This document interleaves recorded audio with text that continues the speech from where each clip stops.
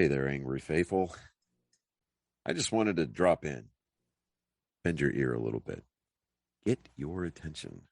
So if you're not listening, drop what you're doing and pay attention to me, because I'm here to inform you that not only can you get your daily, maybe if you're binging it, I'm not sure, that's entirely up to you, but you can multiply your doses of angry me fuckery by paying attention to all of the platforms upon which you can find either the dulcet tones of my voice and David's voice, or my pretty face and David's not so pretty face.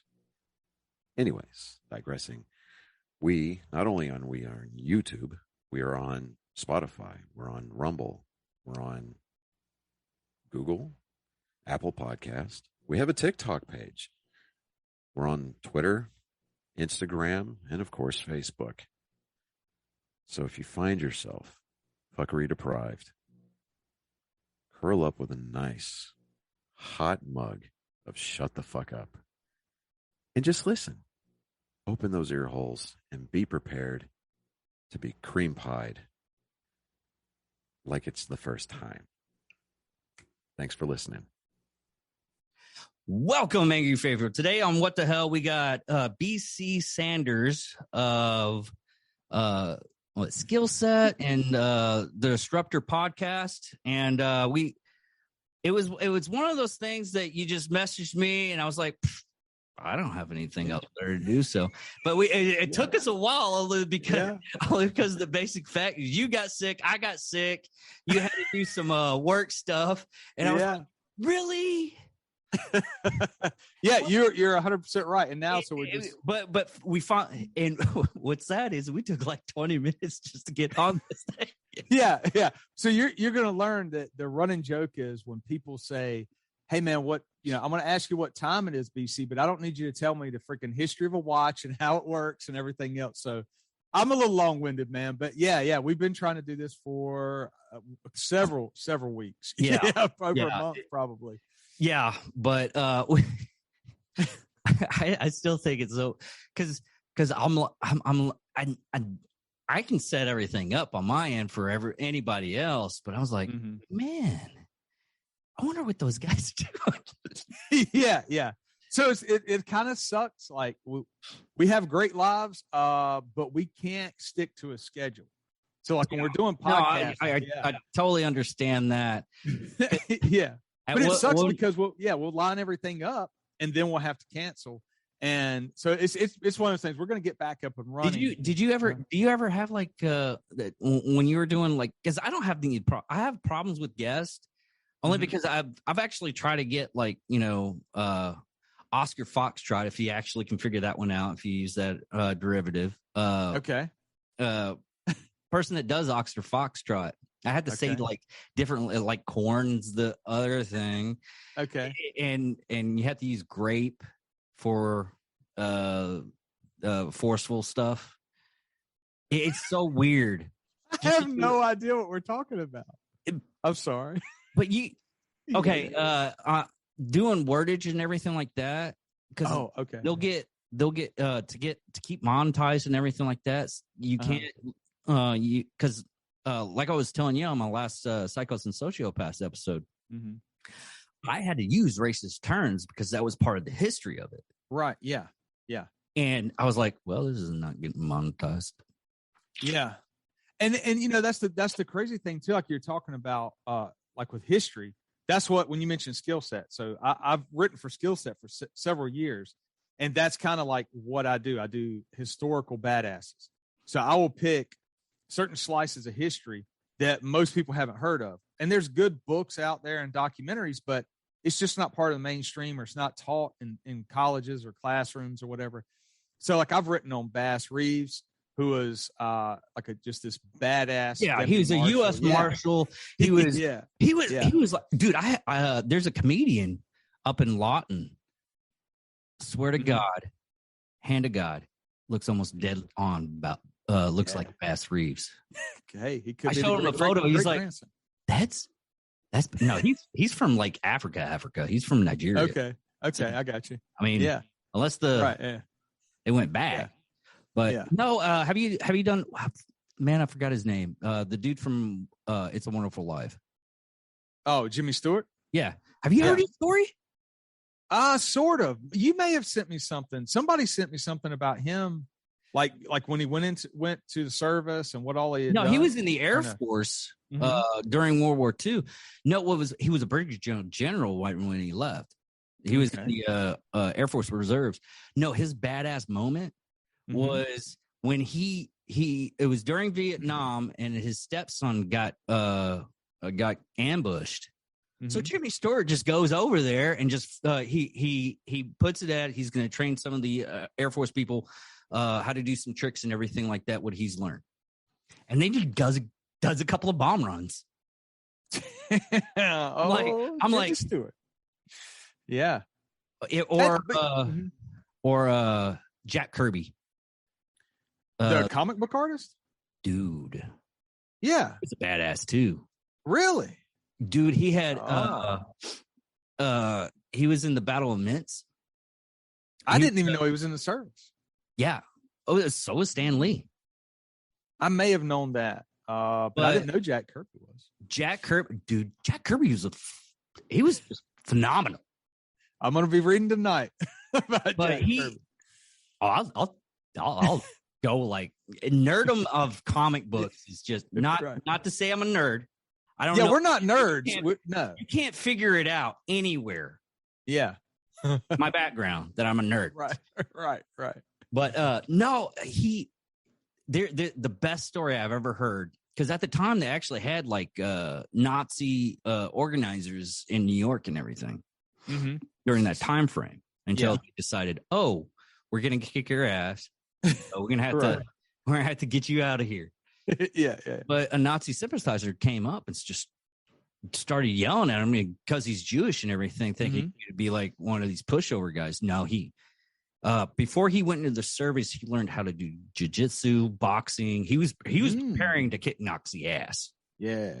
So Jack Kirby, he just like puts down his pipe, rolls up his sleeve, goes downstairs and ready to beat the shit out of this fucking Nazi.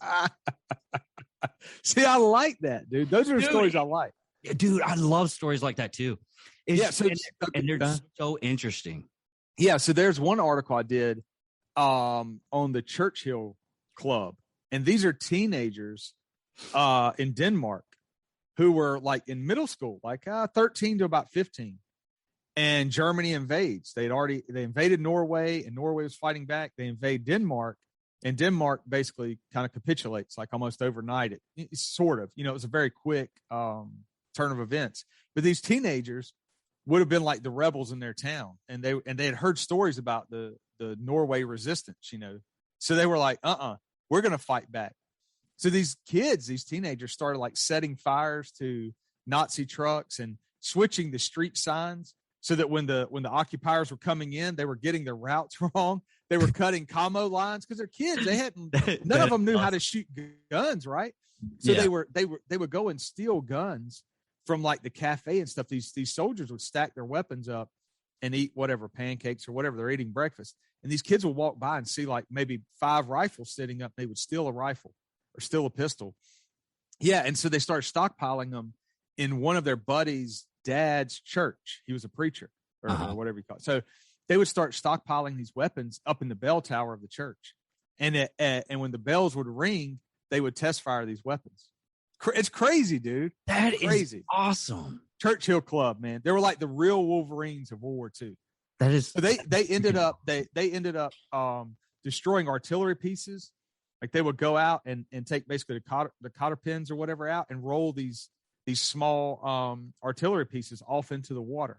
Because I guess, these Nazi soldiers weren't really guarding their equipment anymore, a whole lot of it. They end up getting imprisoned as teenagers, and they escape.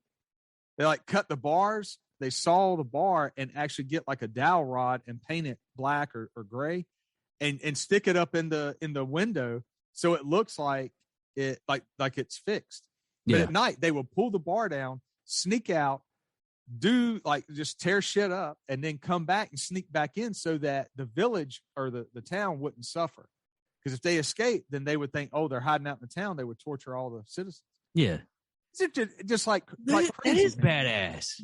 Yeah. So I wrote that one's digitized. So you can go to like skillsetmag.com and pull up a lot of the articles. So it's a printed magazine, but they also digitize. Yeah. So like I've done articles on female spies of World War II, like not like that they seduced the bad guys. Like these are women who speak 2 or 3 languages, are from France originally, and they would like parachute in, unzip a freaking flight suit they're in, and they're wearing clothes from France, and they just blend into the population, begin to build networks of resistance fighters. What was that one one chick? She was like a burlesque dancer, and she ended up like she was like a spy.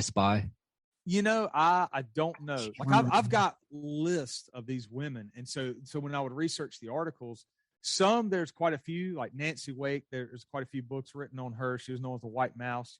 I mean, like she was grenade throwing, machine gun shooting, just this wild thing, man, that was just destroying the Nazis and stuff. Once D-Day happened, and a lot of these spies broke cover and went like into direct action.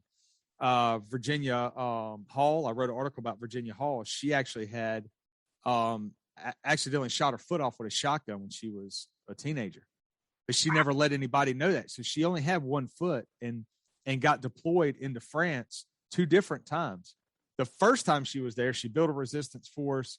They're transmitting intel back to America and to England about how to actually set up invasions and all this stuff. And then she kind of gets compromised, captured, escapes, crosses the Pyrenees Mountains and gets into Spain, gets imprisoned in Spain, gets her way back to England or to America. And then is like, okay, well, I'm going to regroup and go back into France under a different alias. And I'm going to be an older lady. So she actually transforms how she walks, begins to like do a different gait, like a hobble almost, and gets deployed back into France, occupied France, and runs like a farm. And so Nazi soldiers would come and get cheese and milk from her, and she would act like this older lady and could kind of do her makeup so she looked about 10 or 15 years older. And so she starts to befriend these soldiers just enough to get intel, and then transmit, because she could work the machines. They called them typewriters, but they were like these machines that they would send back the messages, like very short messages, transmit them. The Enigma things. Yeah. Like just this idea of transmitting messages back to the OSS and the SOE, like the intel branch of it. But I mean, just absolutely crazy, man. Like guts that most people never have. And so you don't really hear anything about the women of World War II that were doing these missions. They really do it, and they did a lot of stuff. Yeah. Too. And the reason, though, is they were geniuses, because they knew after this war, no one suspects that women were doing these missions, like assassinations and just taking people out and building these resistance networks and training people how to set demolitions on bridges and stuff. So they kept it completely secret. So in case another war like that broke out, they could use women the same way they had used in World War II, man. It's so cool. But then these women, began, like a lot of them transitioned into the CIA as the CIA was formed out of the OSS. But it's crazy, man. I like it because I think about if someone reads it at a younger age, that it could be like direct motivation. Like somewhere there could be a girl who's like 17 or 18 or something and reads about that and goes, yeah, that's what I want to do. Like I want to go like that high speed like stuff. that chick that found Bin Laden. Oh, I don't know about that. Yeah, it was she was the one that did all the yeah, I got you. You talking about like the intel stuff and breaking down. Yeah, I got you. Yeah. So it's cool. So that's what I wrote a bunch of articles just about different things like that, like just different facets of history that most people don't get to hear about. So it's pretty cool. It's a good break from police work. It's a good, because you got to have a balance. Like I'm very fortunate. I've had great assignments in what I do because I'm still active law enforcement. So instead of the old stereotype of you're working homicides, and then like in the movies, you go home and you get drunk and, you know what I mean? Like I don't drink. So I exercise, I eat healthy, but I find things like that, like reading, writing, some types of hobbies to just decompress and completely get away from that type of negativity, or, you're seeing dead bodies. I totally get it. I had to find something to do because I had like a lot of trauma stuff happen to me. And and if I didn't I did this, and I was playing. I didn't want to play video games that much anymore. Mm-hmm. Yeah. But I wanted to do stuff. I wanted to talk to people, and I was like, why don't I do a podcast and just start talking to people? Yeah, like awesome. you and 35,000 other people, man, me included. Right? We're like, you know what? I got a good idea, man. I'm gonna have a podcast. But the cool thing is, this is the best part about it. And you and I were talking about it earlier. And my co-host Ski, he and I worked kind of side by side through several years in our department, and we worked on 2 separate types of gang units. So we did a street level gang unit. And then we worked together on like a FBI joint task force to work one specific gang and just dismantle it completely. So we've worked different angles like that, but we would always talk about this idea of doing something because we also train. We do a lot of gang classes and train people on the techniques that we've kind of developed throughout the years. But we love music and we love people, like just meeting new people and talking to people. So when we started the whole idea of the Disruptors, we had been kind of formulating this plan for almost like a year and a half. And then it kind of came to fruition. But it was this idea of like, even like for us, success is, can we meet very interesting people, talk to them, and then have somebody listen to it and get something from it and just be like, man, I love that conversation, Yeah, I just recently listened to the one where guy was like an addict, but he was retired from the police department. Yes, Brock Bevel. Yeah. Everybody needs to go to Brock Bevel's Instagram account. And follow him, man. He's great. He's killing it. I mean, he's had a lot of stuff happen to him and everything, and he's overcoming. And that's one reason why I wanted to do this. It was basically the whole thing of, it was like, I do a lot of charities. I get their voice out there, what they want to do and everything. I mean, to the point where I got somebody that does a charity for a major company and everything. And he's part of the show now half the time. Cool. It's the power of like Instagram or social media or whatever. Like that's how I met Brock. It's if you actually came and met me and everything, you're like, man, you're gonna be my best friend now. It's how I act with people. If I start a conversation with you and everything like that, and I've when I went to the TAC 2 years ago, that's where I met. Well, we met. He came down here. He was selling Black Rifle coffee, or he's giving away Black Rifle coffee, and we met up there. I hung out with them. We talked. They were having problems with the truck. And I was like, you get some airbag lifting kit where you can just measure it out. You wouldn't have problems with bumps because they were having problems with bumps. And they were just, it was basically, it's one of those things. It's like they gave him this stuff and like, y'all go around the country. I'm like, y'all know how to do a trailer, right? No, maybe not. Oh. Yeah. Try this. Y'all should be fine. Don't die or have death-like symptoms. Right. But we met up at a TAC and we started talking there again. And then here recently, he was literally he was down and out. He was having like really bad troubles in his personal life. And we ended up talking for like 5 hours. And then he's like, man, you're my best friend now. We're going to just talk and everything. We're going to have so much fun. I'm like, that's good. But it's just to come off. Yeah. Because they're kind of, everybody always talks about like introverts, extroverts, or, like just people that thrive off of other people's energy. Yeah. And that's one of those things that like when Ski and I first met and we started talking, and we would end up doing, surveillance for whatever, like 7 or 8 hours. We may be in a minivan sitting in a parking lot, just watching some area, either waiting for, a shooting suspect or waiting for a drug dealer, or just doing intel on gang members and just looking for like their patterns of observable behavior. And okay, does this dude have a gun on him? Does that dude have a gun? But in the meantime, like while you're waiting for someone to either come out of a dwelling or whatever, you're having these like silly conversations Yeah. about music, about life, about how you grew up. And so he and I were always like laughing and joking like that, as if one, that we had always known each other. And then two, when we started talking about things, we would get in these like in-depth conversations and we're like, oh yeah. Hold on. Like, oh, buddy's about to, it's about to come out, you know, and yeah, it looks like he's got a gun in his waistband or whatever. So then we got to switch. Yeah. Oh shit. Now we got to switch back. Oh yeah, I forgot we're doing something. Yeah. We got a job to do. Yeah, like a pretty dangerous job, right? So we're getting ready to jump a guy with a gun in his waistband. I've done that. I did that with comedy at one point in time. I would ended up like I was doing the set, and me and this person in the front row me and them had like a legitimate conversation, and he literally had to say, I was like, "Are you going to tell any more jokes though?" Yeah, I'm a comic. I forgot. So tell me about that. Hold on. So you kind of dropped a bomb earlier when you said to me, just kind of in passing, you were like, "Oh yeah," and I'm a comedian or stand-up comedian or whatever. I try. I don't. Okay. I'm not paid. I just do a lot of open mics. I'm nothing like super big in my area and everything. I do have one guy that wants to be part of the show. That he was on Vet TV and a couple of other like Fox too on some other thing. And he moved.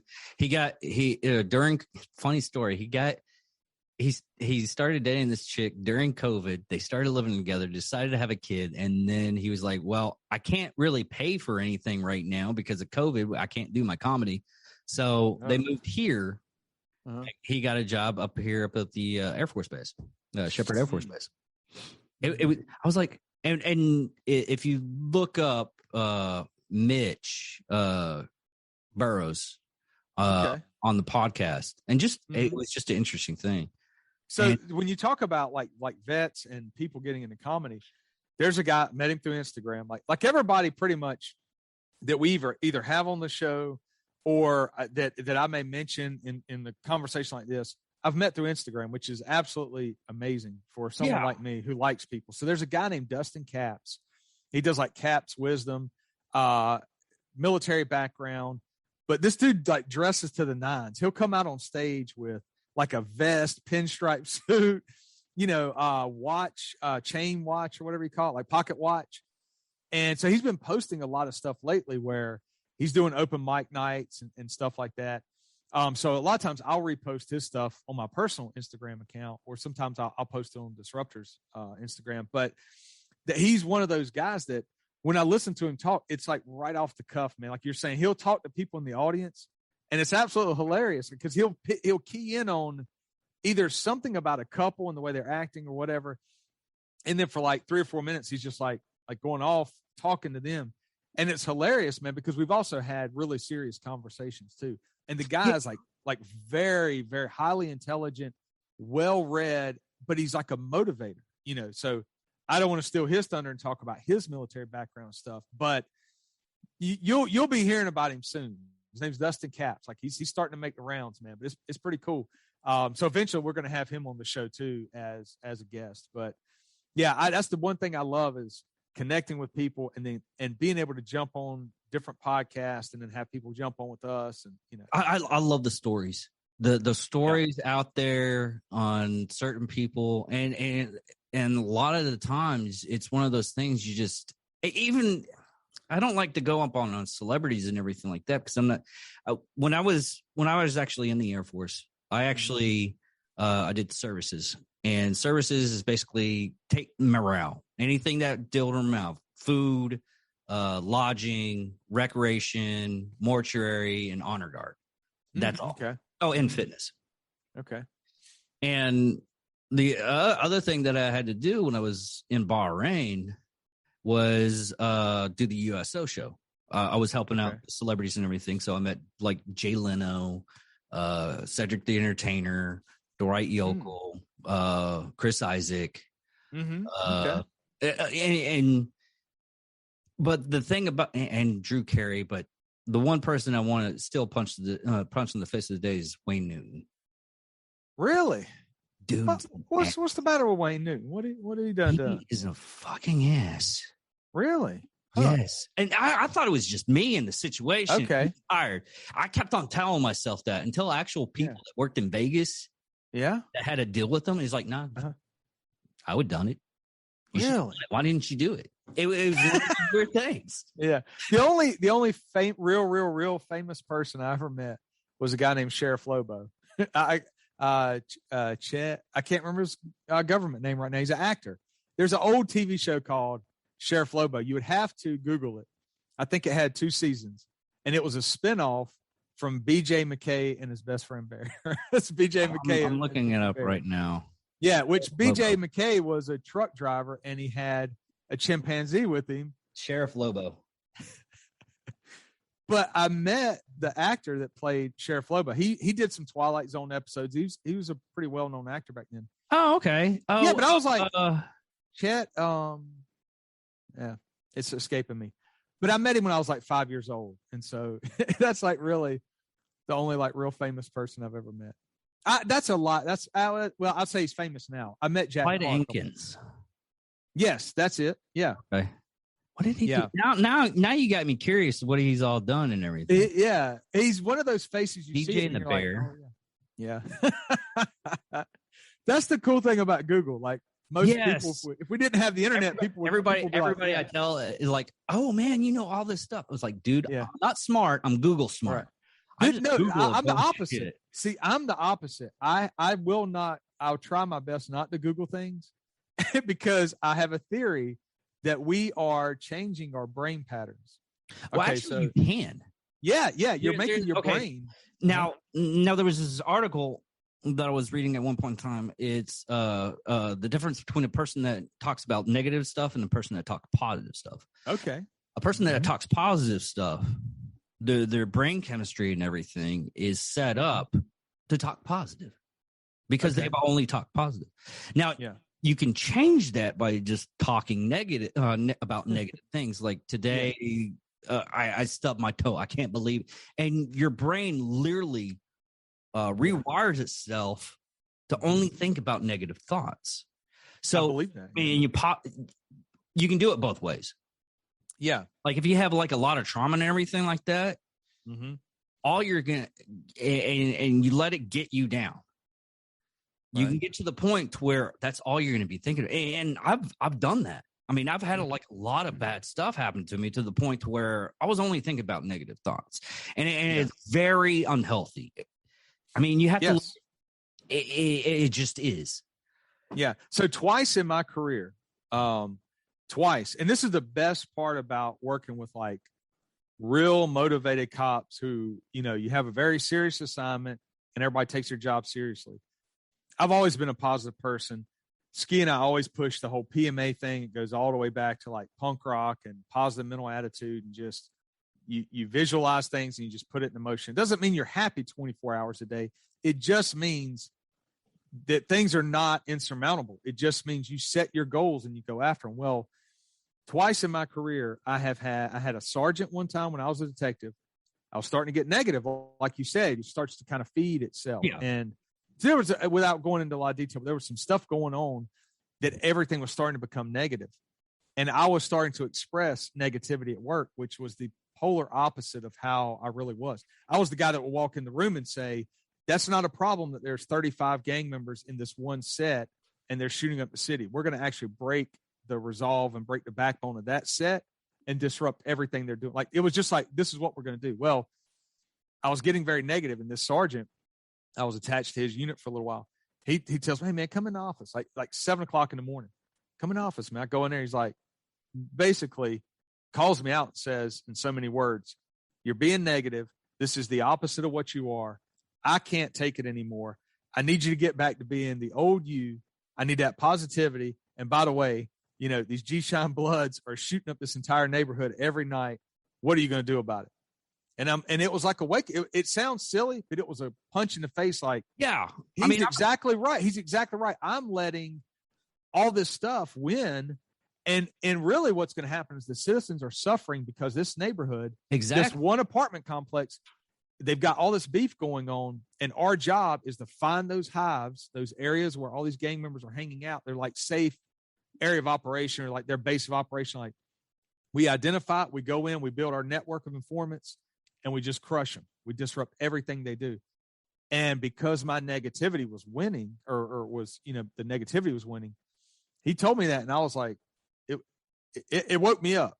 And then sometimes you just need that slap in the face. Yeah. So flash forward a couple years later, I'm doing a different assignment, and a guy I had worked with for several years early in his career, he was a few years behind me. He started seeing it when I was starting to get negative, like a lot of it was revolving around what was going on in our department and police culture in general, So he pulled me aside too and was like, he was a little nicer about it, and tactful, but he was like, I liked that you were always motivated. Like, even on the days when we were all tired and, we're having trouble, like, you were always the one that would pick people up and tell them, like, hey, we can do this. This is what we're going to do, or whatever. And man, I felt terrible because I let it happen again. I let as like Marcus Torgerson and some other guys say, like, that negative insurgency come in. Let the gremlins kind of come in and go, yeah, we're just going to sit around and complain about the state of the department or the state of the news bashing us or whatever. And it, like you said, you begin to set up your daily thoughts are being absorbed by all this negativity. And then you begin to say it, and then others around you are getting infected, and it's just that cycle. Yeah, it's literally like a disease. Yes. And after I read that article, mm-hmm. I got to the point where if I was hurting or anything like that, and if it was something that I physically know I needed to get out and do something else, I would go do something else. Yeah. And and it's so unbelievable. Once you figure out that you're down and out, and you're going to have these type of thoughts, not just something that's going to bring you down and it's going to just weigh you down. Yeah. And you go out and there's exercise, there's hobbies and everything like that. Just get out and, go seize the day on your own terms on something that you actually want to do. Or just small things. Like, that's why I tell people, like, very small things, change a little bit. So and I'm horrible about this, like recently, I'm only getting like 3 or 4 hours of sleep a night sometimes, because Mm-hmm. I've got all this other stuff that I'm trying to get done. And, like that there's just influences sometimes in your life, and you're having fun, you're enjoying things, but it's like my sleep patterns are off too. So, but I tell people, like, if you wake up 10 minutes earlier, especially like if you're one of those people that wakes up at the last minute, you get up, you hit snooze 5 different times. Now you're trying to scramble around to get coffee to wake up or whatever. And now you're running behind, and now the whole day is like catch up. And it's almost like, just set your alarm clock for like 10 minutes or 20 minutes earlier, have more discipline, and know that after a day or two of doing that, you start to get in a habit, and you go, okay, now you have a window of about 5 or 10 minutes to either catch your breath or move just a little bit slower in the morning and think about things and process your thoughts and go, okay, hey, what do I want to do? Yeah, it sounds hokey or a little bit weird, but I started doing that back when I was in basic training in the Army, because I would get up early for high school anyway. I sucked in high school. I was a terrible student. I just didn't care. I really didn't. Like, I wasn't mean or disruptive. You're the only one though. Right. Right. But we all kind of turned out all right. We all turned out all right. But when I got in basic training, I realized every morning was like a friggin' shark attack. Drills, because I was at Fort Benning, Georgia, right? I was in an infantry unit. So every morning the drill sergeants come in and just thrash everybody. So my thought was, okay, we've got fire guard watch, so we know, like, somebody's going to be, you're rotating this fire guard where every hour somebody's switching up. These 2 new privates have to guard. So I would take the fire guard roster and I would write on there to wake me up like 10 minutes prior to the first call or whatever, like when you first get up. So I put on there, like, what I did it every day. And so everyone thought, like, you're an idiot, man. You're losing 10 minutes of sleep, of precious sleep. But what I would do is the fire guard, the last person that had guard watch right before we do, we wake up, they would come over and wake me up. I'd get up, slide out of my bunk, make my bunk real quick, tighten it up, make sure everything's dressed, go brush my teeth, shave, put on my PT clothing, and I'm standing there with like 5 minutes to spare when everybody wakes up and it's complete chaos. And I'm done, like, all my stuff squared away. 10 minutes was all I needed. 10 minutes. I ended up doing the same thing. Right. It's that idea. Yeah. Yeah. It's always, it's one of those things that just preparation. I mean, be Batman. Prep. Right. I mean, he can take down anybody as long as you give him a little prep work.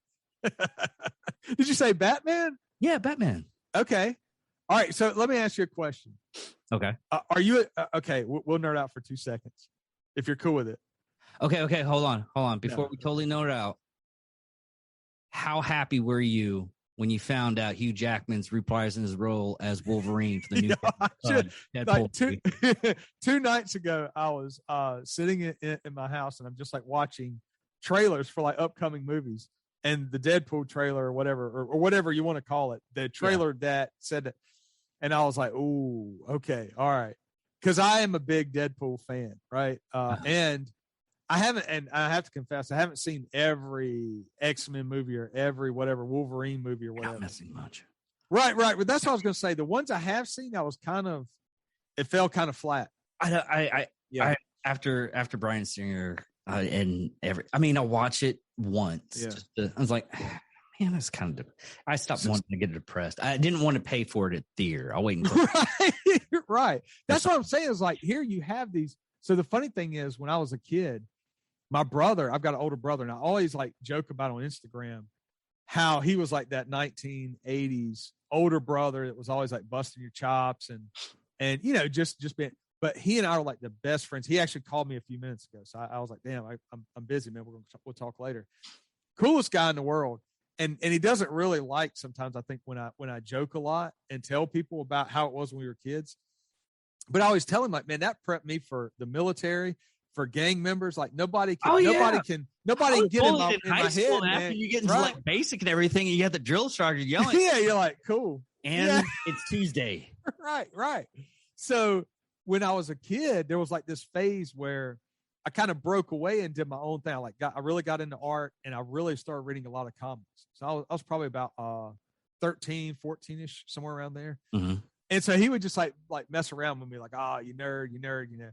And I was like, nah, dude, like I've always been a reader. I've always liked writing or the idea of writing. I was even writing short stories then that I still have on notebook paper, like handwritten, like sci-fi stories and stuff. So anyway, I really got into comics. But what I loved best about it was I could buy, because I was also like really thrifty. Like I started priming tobacco or started working in a tobacco field when I was 13. So I was making like $5 an hour priming tobacco at 13. What is that? That means like when you take your ass out in the tobacco field, and you're walking down the aisle or the rows, and you're taking your hand, you stick it on this, because tobacco grows on the stalk. So it's about, I don't know, 3 feet high or whatever, 4 feet high.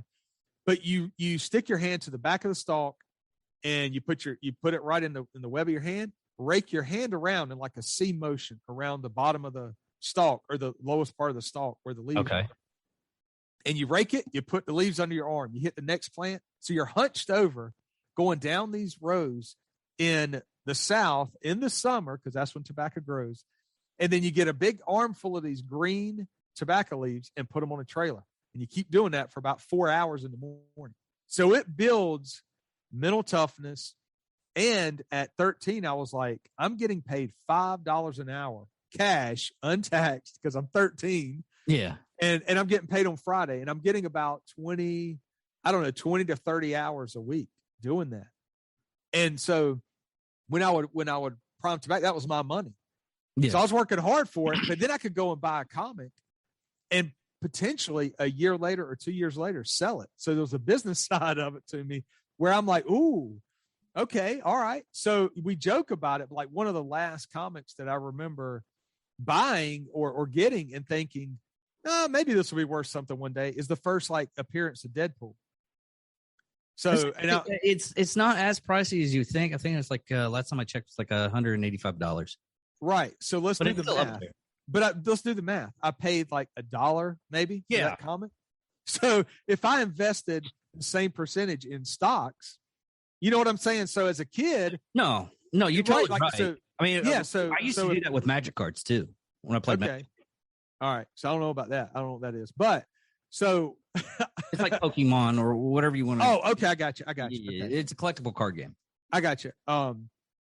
So anyway, that was another aspect of it that I actually enjoyed, because then I could actually sell them later down the road and make money, Yeah. But I also love the story. So it's funny now because my brother will watch the movies and be like, all right, man, now I get it. Now I understand the whole storyline, the whole characters, the whole idea of Spider-Man's not just flying through the air, putting, webbing on Green Goblin. Like, there's a whole backstory of this kid who's broke, and he's like, I mean, dating Mary Jane. What was it? 114 with the death of Gwen Stacy. Gwen Stacy. That was pretty harsh, but I ended up reading the Green Lantern series with Kyle Rayner. Okay. There's one with it was a villain called Major Force, and the end of the comic, what he had done is he took Kyle Rayner's girlfriend, and to comic dumb, this is the worst thing a villain has ever done to somebody. Okay. Took his girlfriend, killed her, and stuffed her in the refrigerator. And as soon as Green Lantern shows up, he opens up the fucking refrigerator. I'm like, I'm like 13 at the time reading this. Yeah. I'm like, but is it? But it's fine. It's garbage. Is it wrong that I don't like the Green Lantern? So I'm kind of happy that happened to me. I was not a big fan of DC. I mean, so I want all bad things to happen to DC except Batman. Batman was cool, but I don't. I don't know why I would hate you so much. I'm not. Yeah. No. My thoughts are this is, and I with comics and everything like that. Everybody asked me, was like, "Oh, what, are you Marvel guy? Or are you DC?" Right? Yeah. Dude, I like crack. What do you mean? What do you mean you like crack? Are you going to ask a crackhead what kind of crack he actually likes? No, because he just likes crack. I just like comics. He's like, yeah, right. So okay, I got into, like, at that time, Dark Horse was like an independent comic company that had the rights to, like, Aliens. Yeah, they had all the Predator stuff.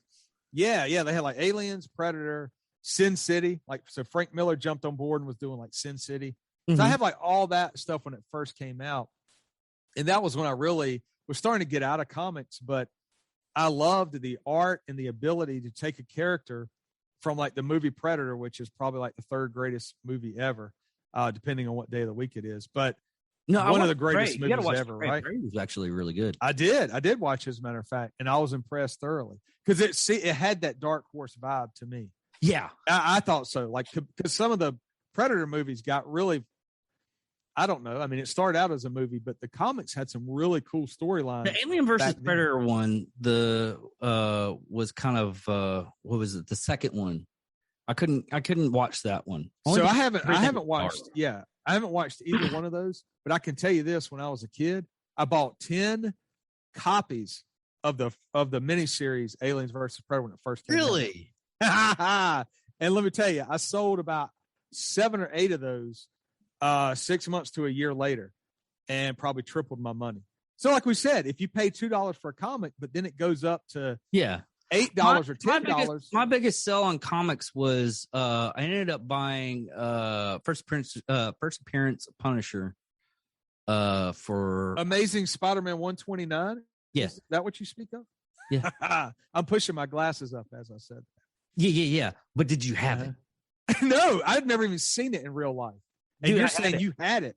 Had it only because this is the time frame when the Netflix series came in, and I started going to cons and everything. Yeah. And you can check your messages right now because I sent you a message to show you how powerful a nerd I actually am. Oh, you sent me a message. Yeah. Okay, I got you. Photo of me and a guy, and he's. Oh, okay. Go ahead. I'm listening. Go ahead. But no, I ended up buying it for like $180, and then I ended up selling it for like $1,000. Damn, dude. So 3 things. You just sent me a picture that I know what you're gonna say about the fucking t-shirt. No, I wasn't even thinking that. I was thinking that only. Can I say who you're with? Yeah. Only Stan Lee can wear a members only jacket and be the coolest dude on the planet. Yes. I love that man. I love Stan Lee, even from when I was a little kid, and his voice will be on Spider-Man and His Amazing Friends. I was like, this guy, he's great. So 2 things. You got a picture with Stan the Man Lee. Two, you not only touched probably the greatest comic ever, I would imagine, comic book ever, and then you sold it and actually made a really good bit of money off of it. A really good profit. And that was the thing, is a lot of people hobbies. Okay, I'm talking about hobbies and everything, how like you help out your sanity, and sometimes it actually helps out your money. Yeah, yeah. This right here, guy was a pharmacist, and he started. He did this as a hobby, and now, I mean, that's like a $250 right there. Wow. He was a pharmacist. He didn't like his pharmacist being a pharmacist. He had like some family problems and everything, but he kept this up, and that's his main job now, is making those flags, wooden flags. That's what I mean too about. I mean, the one right now is Hafer, Evan Hafer. He loved coffee was his hobby and everything. Right. And now he has like a $1.6 billion company. Yeah. Once again, the idea, if one, you can motivate other people. Yes. If you can have a clear business plan and stay focused and provide something that people like and want. And I'll tell you right now, like when I drink Black Rifle, there is a big difference between Black Rifle coffee and other coffees. If you get the subscription and not I mean, they sell them at Walmart now, but I won't buy it from Walmart. I'll get the subscription. I have the executive subscription, but I usually I'll order it from them because you get it straight from the roast. Okay. That's the big difference. Yeah. I just know that I've ordered bags of coffee from them before. And one of my routines is to drink it at the beach. You know, it's almost because once again, I'm a cheap dude. Like, I'm not going to buy expensive things all the time, but I will treat myself. Right. Yeah. So I don't drink alcohol. So like maybe someone would go buy a very expensive whiskey or whatever. Bourbon. Well, I think bourbon's like the big thing now. Like, that's me. I'm like, all right, I'm gonna buy that QP of of some Black Rifle. Get that quarter pound right. You weigh it out. But I'll when I go to the beach, I'll drink, some really good Black Rifle and wake up every morning, get on the beach and watch the sunrise and drink Black Rifle. And that's the difference. If the coffee wasn't good, it wouldn't be that big of a business. You know what I mean? But his motivation, and he and others, I mean, the company's got some great stories of employees and stuff. But that whole idea though of just, you find some niche, or you're Jack Kirby and you're like, man, I got this pencil and I got this paper, dude. I got these fists. If he was around today, doing his art for the comics and everything, I think it was his son or his daughter or something like that, told everybody, it was like, he would not stop. He would do like 12 to 14 issues a day. Yeah.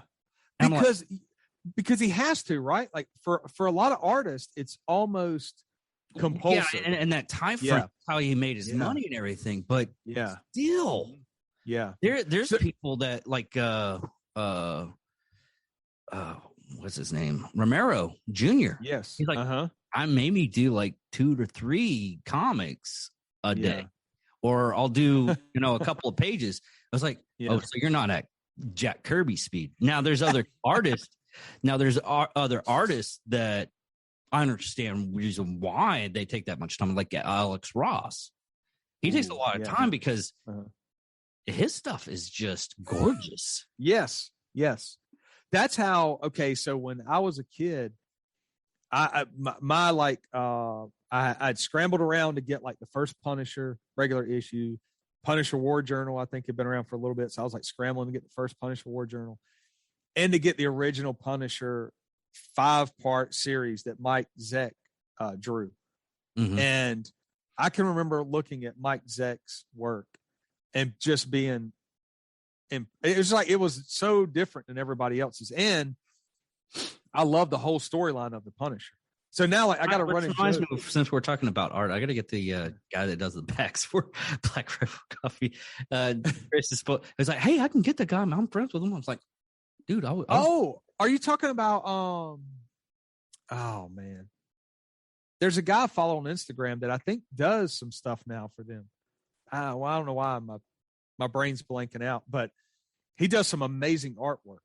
I keep the bags for the executive branch.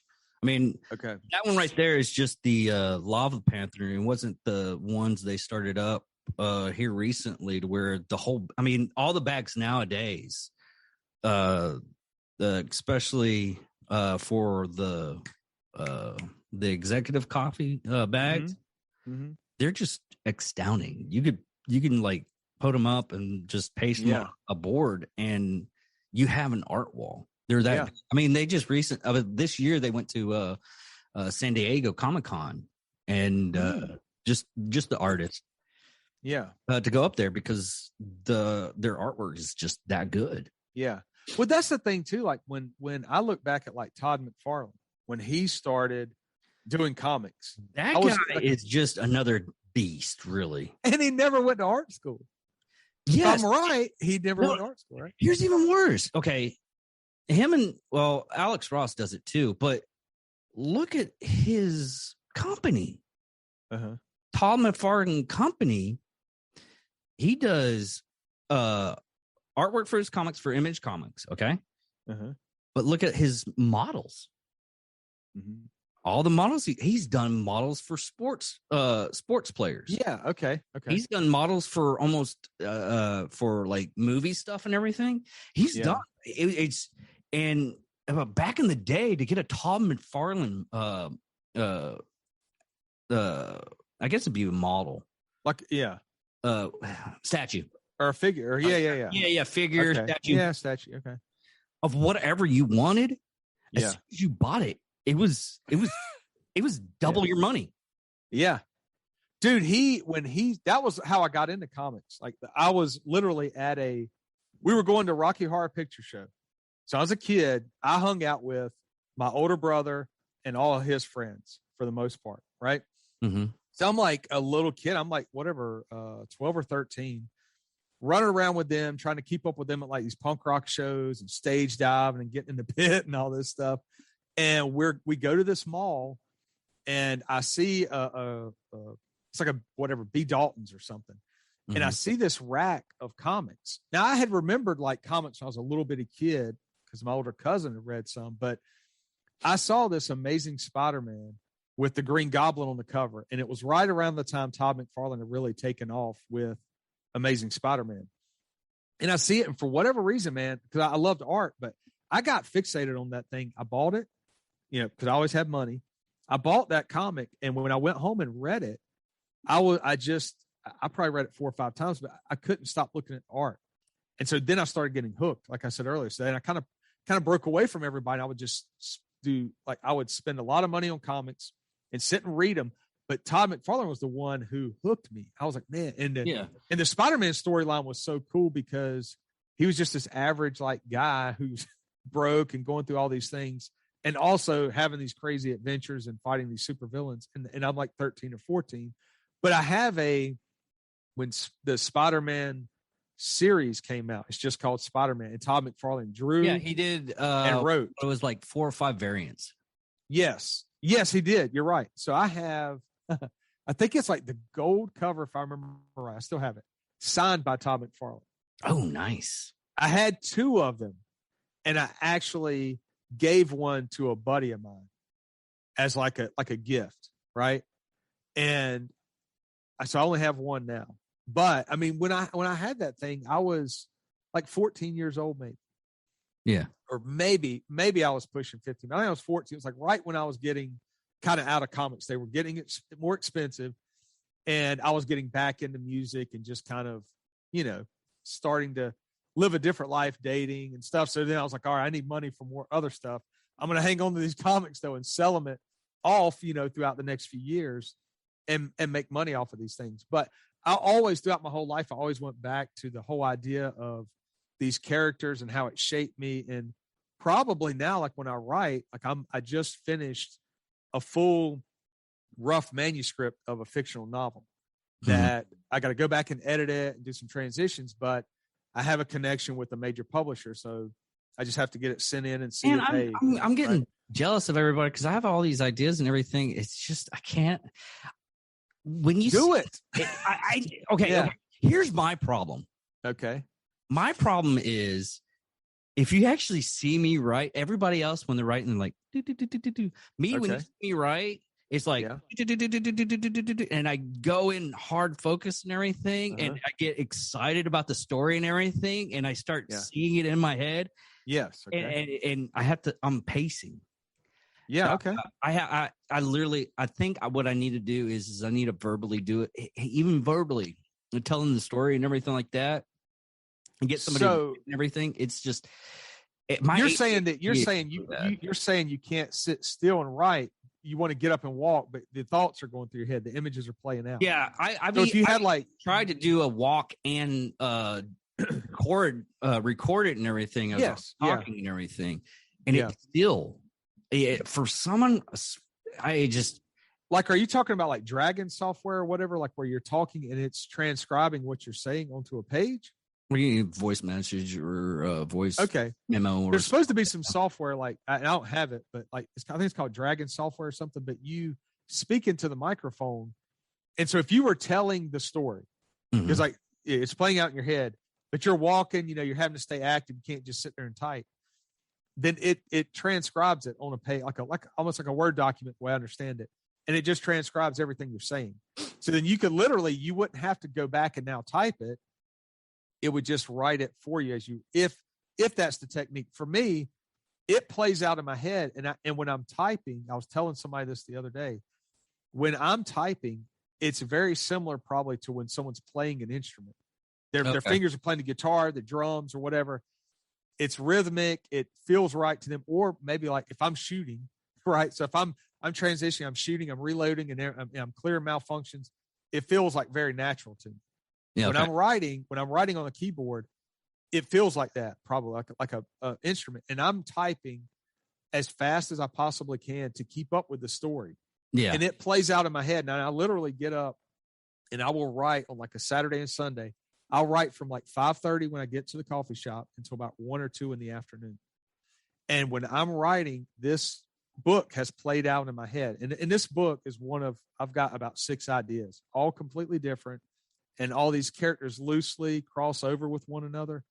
So it's almost like if you ever read William Faulkner, like the Snoke family and all these characters kind of cross over a little bit. But as I'm writing, man, it's playing out. I don't know what's going to happen, though, which is weird. So I don't know how these characters are going to end up. And then sometimes I'm like, damn, dude, I didn't even think about that kid getting killed. Well, he got killed. He got killed today. It's kind of sad. It could be worse. You could have the writing of Robert E. Howard.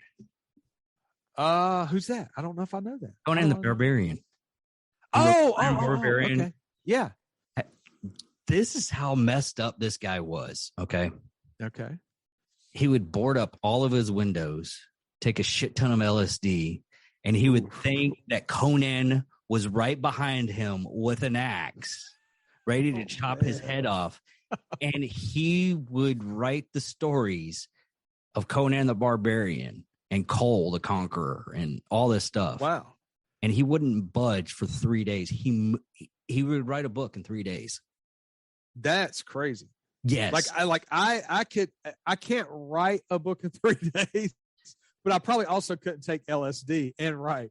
Like, well, he was scared. He literally, of course, he ended up not raping himself, unlifing himself. Oh wow, okay. And he ended up, but he had like really great stories, but the stories of him actually making the stories or writing the stories, is a story. Impressive. I'm like, yeah. Like I think it's William Faulkner's. I think it's As I Lay Dying, right? I think it's when he wrote that book. He was working like as a security guard or something, and he sat down and supposedly wrote the whole book from beginning to end in like not one sitting, I don't think, but like constantly writing for a day or two, and that was it. Done. No edits, nothing. That's the book, put it out there. That's what I have heard throughout the years. I don't know how true that is, but I do know that if you read that book, to me anyway, it's amazing. And if he did it that way, that's absolutely incredible. But I do think people do have something in their brain the more you write, like at least for me, the more I write, the easier it becomes. Yeah, well, that's and the easier the characters really. speak to me. Yeah. What was it? Was it 10,000 hours? 10,000 hours once you start doing stuff. Okay. If you practice for 10,000 hours, by the 10,000 hour mark, you'll be like a master. Yes, well, that would make sense. But like, so when I get in the rhythm and I'm not getting called into work and breaking up that pattern, when I can write every weekend, which I did that I was pretty consistent for several months, and I'm still trying to just crank out my edits and final version. But when I can do that, I feel at peace. Just get Grammarly. What you just say, man? Get Grammarly? Yeah, man. Listen to me. You ever see? You know what Skynet is? You know what Skynet is? Grammarly is the first version of Skynet. You can mark it now. Don't give up the brain, man. Battle that grammar, because I mean I grew up in the South. I'll tell you a dyslexia story, okay? Yeah. Because I got severe dyslexia, ADHD. Okay. Uh-huh. Me and a friend of mine, we played D&D. He wanted to get like a calendar date book so he could plan out the adventures and everything that we were playing. Okay. We go up to Office Depot. We go to the date book aisle. He's like, dude, this is really strange. And mind you, he's a severe dyslexic too. Okay. Grabs one of the books. He's like, dude, this dictionary is really strange. I'm like, dictionary? Oh, and I was going through the process thinking, why would a dictionary be over here? I mean, I guess someone left it there. I mean, I'm gullible like that. I thought he was joking with me. Okay. But okay. Oh, I flipped through it. There's no words or anything, blank pages. Looked on his side. I was like, you dumbass. It's a diary. Are you like, he, hand to God, thought it was a dictionary. And I played into his little trap and his world and everything. I was like, dude, funny joke. Haha. No, it's not a joke. I was like, ha ha ha. You're my best friend in the whole world, but this is kind of no. He legitimately thought it was a dictionary. His brain. That's how bad. Gotcha. Like, I mean, that's the reason why I'm like Google smart right now, only because I have to. That's another thing that stops me is trying to find the right words or the right spelling of words and everything like that. Yeah. And it is frustrating. Yeah. I power through it. I have a couple of short stories that I need to finish up, but it's just so frustrating. I was joking about Grammarly. I do get frustrated with like autocorrect and things like that because it starts to change your brain. It almost like starts to make your brain relax and not think about spelling and not think about how the words. Think about it this way. How many friends' numbers did you memorize back in the 80s or when you were a little kid? Right. I still have. Now. Right. Exactly. Yeah. You don't. As number like off the beat of my head. Yeah. I don't. I can't. I have to look that stuff up.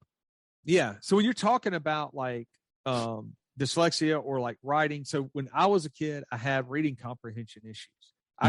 I could read out loud in class like 2 or 3 syllable words and could read it at a decent speed or pace. So it sounded like I knew what I was talking about. I had no clue. I would read and my brain would not retain or try to comprehend it or picture it or imagine it. And so I had to start going to reading labs. They would pull me out of class and I would go to a private reading lab with the teacher. Yeah. And she would work on that. And that was like the first time I remember thinking, well, I'm a little bit different than everybody. And really, and obviously, as I got older, I went to college after the Army, and I got a degree in psychology. And obviously, I learned everyone's a little different. Everyone's brain operates a little differently. But what I ended up doing is working so hard in those reading labs and to try to comprehend reading, I almost went overboard. So then when I would read things, my brain would picture it very detailed, like with a lot of detail. So now when I'm writing and these stories are kind of playing out, I can see everything. It's like I'm just watching the movie and I'm writing, and there's a voice in my head of this character talking to this character, And sometimes like the way I have no clue, like I'll literally write for 2 hours. I don't do any corrections. I don't even try to like spell anything correctly. You know, there's I just keep it's just like a little quirk that I think up. You know, you think about these things of how people can actually come up with these great stories and everything. Some people like Hemingway, they'll go live it. Or Jack Cars does the same thing. He goes live it. He's lived as a SEAL. That's the reason why he can do write about SEAL stuff. Right. Yeah. Now, stuff like Stan Lee and everything like that. Now, this is going to just blow your mind. What if they actually can see into different dimensions and everything, and that's what they're writing? Yes, I believe that. I believe that they're like tapping into. Okay, so here's an example. We're going to come back to some of this. So here's a good example. The movie Unbreakable, right? M. Night Shyamalan. Probably one of the greatest movies ever as well. But people, for some reason, forget about it. They're not big fans now because the still shots are dramatic and they want, shaky cameras and explosions. Yeah. But the whole idea in Unbreakable of human beings who are like real life superheroes. Well, even Stan Lee did like a TV series that yes, the people were like above and beyond most people. Yeah. Yeah, like the dude who was like, he would like electricity would just flow through his body. Yeah. I know what you're talking about because the host was a contortionist, if I remember right. It was a guy who could, but so I remember like one episode where a guy could eat like light bulbs and glass and nuts and bolts, and it didn't bother him. Yeah, yeah. And then there was a guy who electricity would flow through his body. I think he was in India maybe or somewhere. Yeah.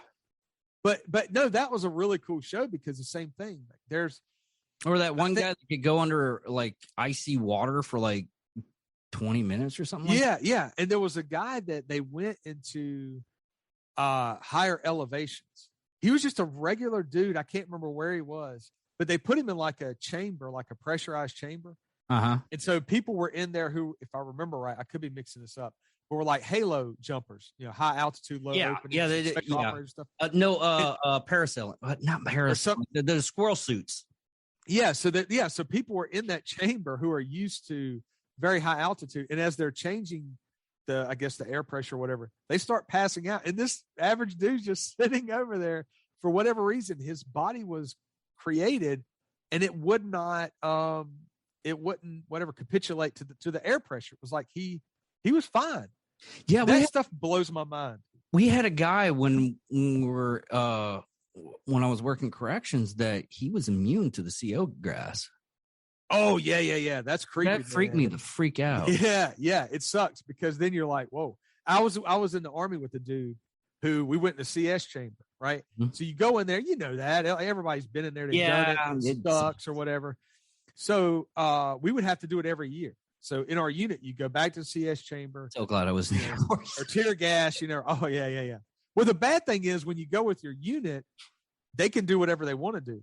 Yeah. So they're just like torturing you in there, and it's a lot of fun to the leaders, Well, this one guy we had was completely immune to tear gas, and it sucked. Everybody was jealous of him because we would go in there, and you're having to like recite, the maximum effective range of whatever weapon system, or they're just like they're quizzing you like what's covered by obstacles, how do you call a fire mission, and you're can't breathe and all. And this dude is just over there just hanging out, and they're trying to smoke him and make him do push-ups and flutter kicks, and it has no effect on him.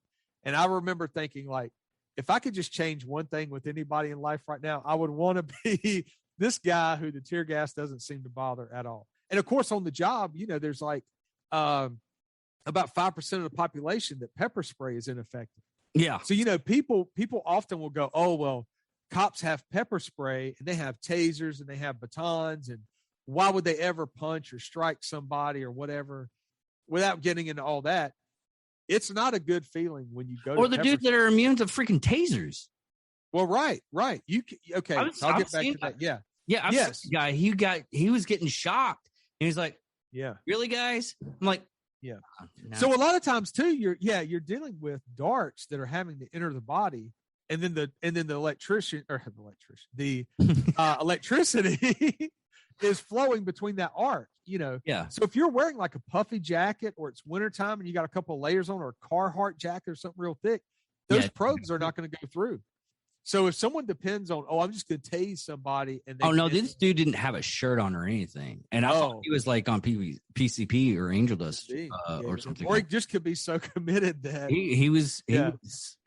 But pepper spray, man. Like, I used to get mad when other officers would pull pepper spray out, because one, if I'm here and you're here, that means there's two of us on one person. I don't need you contaminating everybody and choking me up. Like, let's just deal with what we have. That's the reason why I've never pulled my pepper spray, and all the inmates knew I wouldn't pepper them, but I would beat the crap out of them. Well, right. And that means, 20 years ago when I first started, that was, you had some tools, but we didn't have tasers yet. Like, they existed, but it was just our department had not spent the money and transitioned in. Now, the nice thing about it, when we did get tasers, we had this instructor who is like the end all be all with arrest techniques and tasers, and like, he just started studying. He's like a genius. And he started studying the taser and doing all these experiments. And so he had a pool of officers that he would test things on. And that guy had been tased, I don't know, 20 or 30 different times. He was trying to figure out, is there a way to physically fight through it? Like, if you are an inmate or you're a gang member or you're somebody who is not like scared to death of being tased, and the fight's on, and you're like, all right, they're going to tase me, and you're mentally prepping for it. So this dude used to try to fight through being tased to see if your brain can overpower that impulse to tighten up, because you don't, like, when you get tased, like when the first time I got tased, I'm like, it felt like my spine was being twisted and set on fire for 5 seconds. And I swore that when he tased me, that he was playing around and tased me for like 30 seconds. It felt like that, Oh yeah. But this idea of, if you know what it feels like, then the next time, like getting pepper sprayed, you get pepper sprayed a few times, and you're like, all right, I know it's going to burn. I know it's going to hurt. I'm just going to shove my finger up and open up my eyelid, because it keeps involuntarily closed. I'm going to shove my eyelid open so I can at least see. And if I have to, I'm just going to try to breathe everything out of my lungs and get this stuff cleared. But it's going to suck, but I still got to stay in the fight. Right.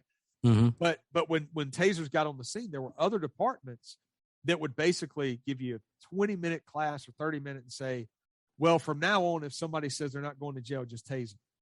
And so there was that era of officers tasing people that were really passive. A lot of dudes that would be like, well, I'm not going to jail today. So we're going to be, we're just going to fight. And you're like, okay, well, let's fight. And then they go, no, I'm just messing with you, man. All right, take me to jail. But other agencies were popping people with tasers, and they're dropping and hitting like coffee tables and cracking their skulls, or running, like fleeing from them, and they tase them. And really, they're not like a violent felon. They're not wanted for a shooting or anything. It's like shoplifting. But when they're running and they tase them, and now they can't break their fall, and they hit a curb and crack a vertebrae or crack the frontal lobe. Back then, it was like, people thought it was a quick fix. And so we always talk about like police work is not clean, and we try to use as many techniques and tools as we can so that we can get somebody under control. But there are times when the fight is on, like when a guy puts his hand in a waistband and he's pulling a gun out and you're already up on him, you have to decide now, am I going to push away and draw my pistol? And now that we've created distance and he's got his hand on the gun, I could lose that gunfight very quickly. Or am I going to stay up on him and wrap him up? And can I trap his hand, draw my pistol, and put a round in his thigh, his foot? Like there's a company right now, Rogue Methods, and Raul Martinez is going around doing this training and stuff that he's kind of developing, and it's very similar to that. It's this idea that we've all, like, a lot of people have experienced it in the street, but he's putting it in a really cool format where people are learning.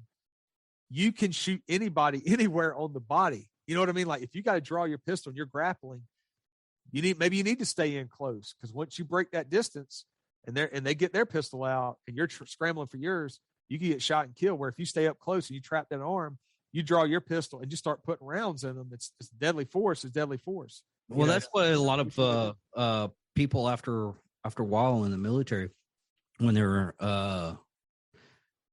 in Iraq and Afghanistan, when they actually started getting body armor and everything, they just like ended up telling us like, don't aim for the chest, aim for the fucking balls.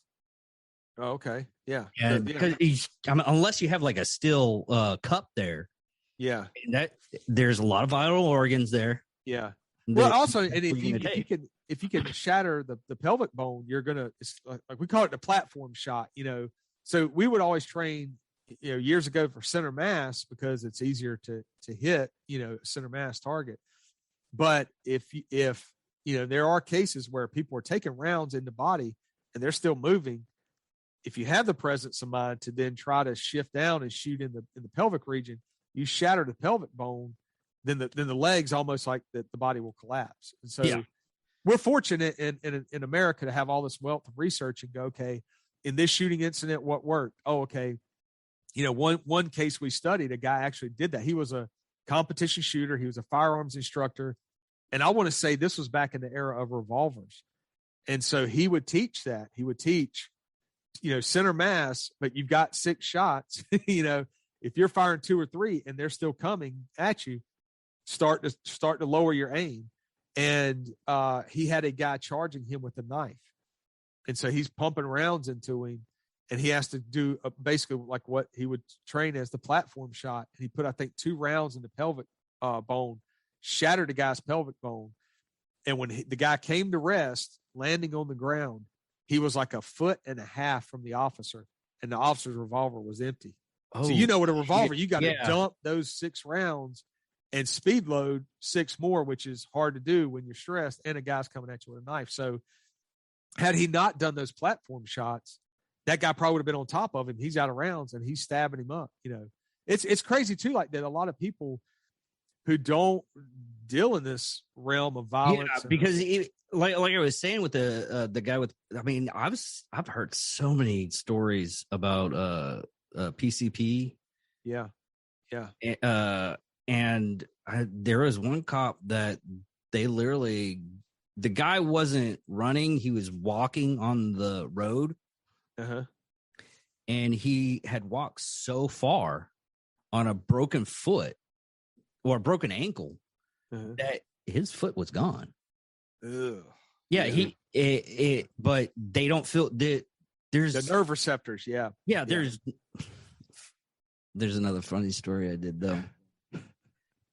I had this guy. This is right before I went in the Air Force.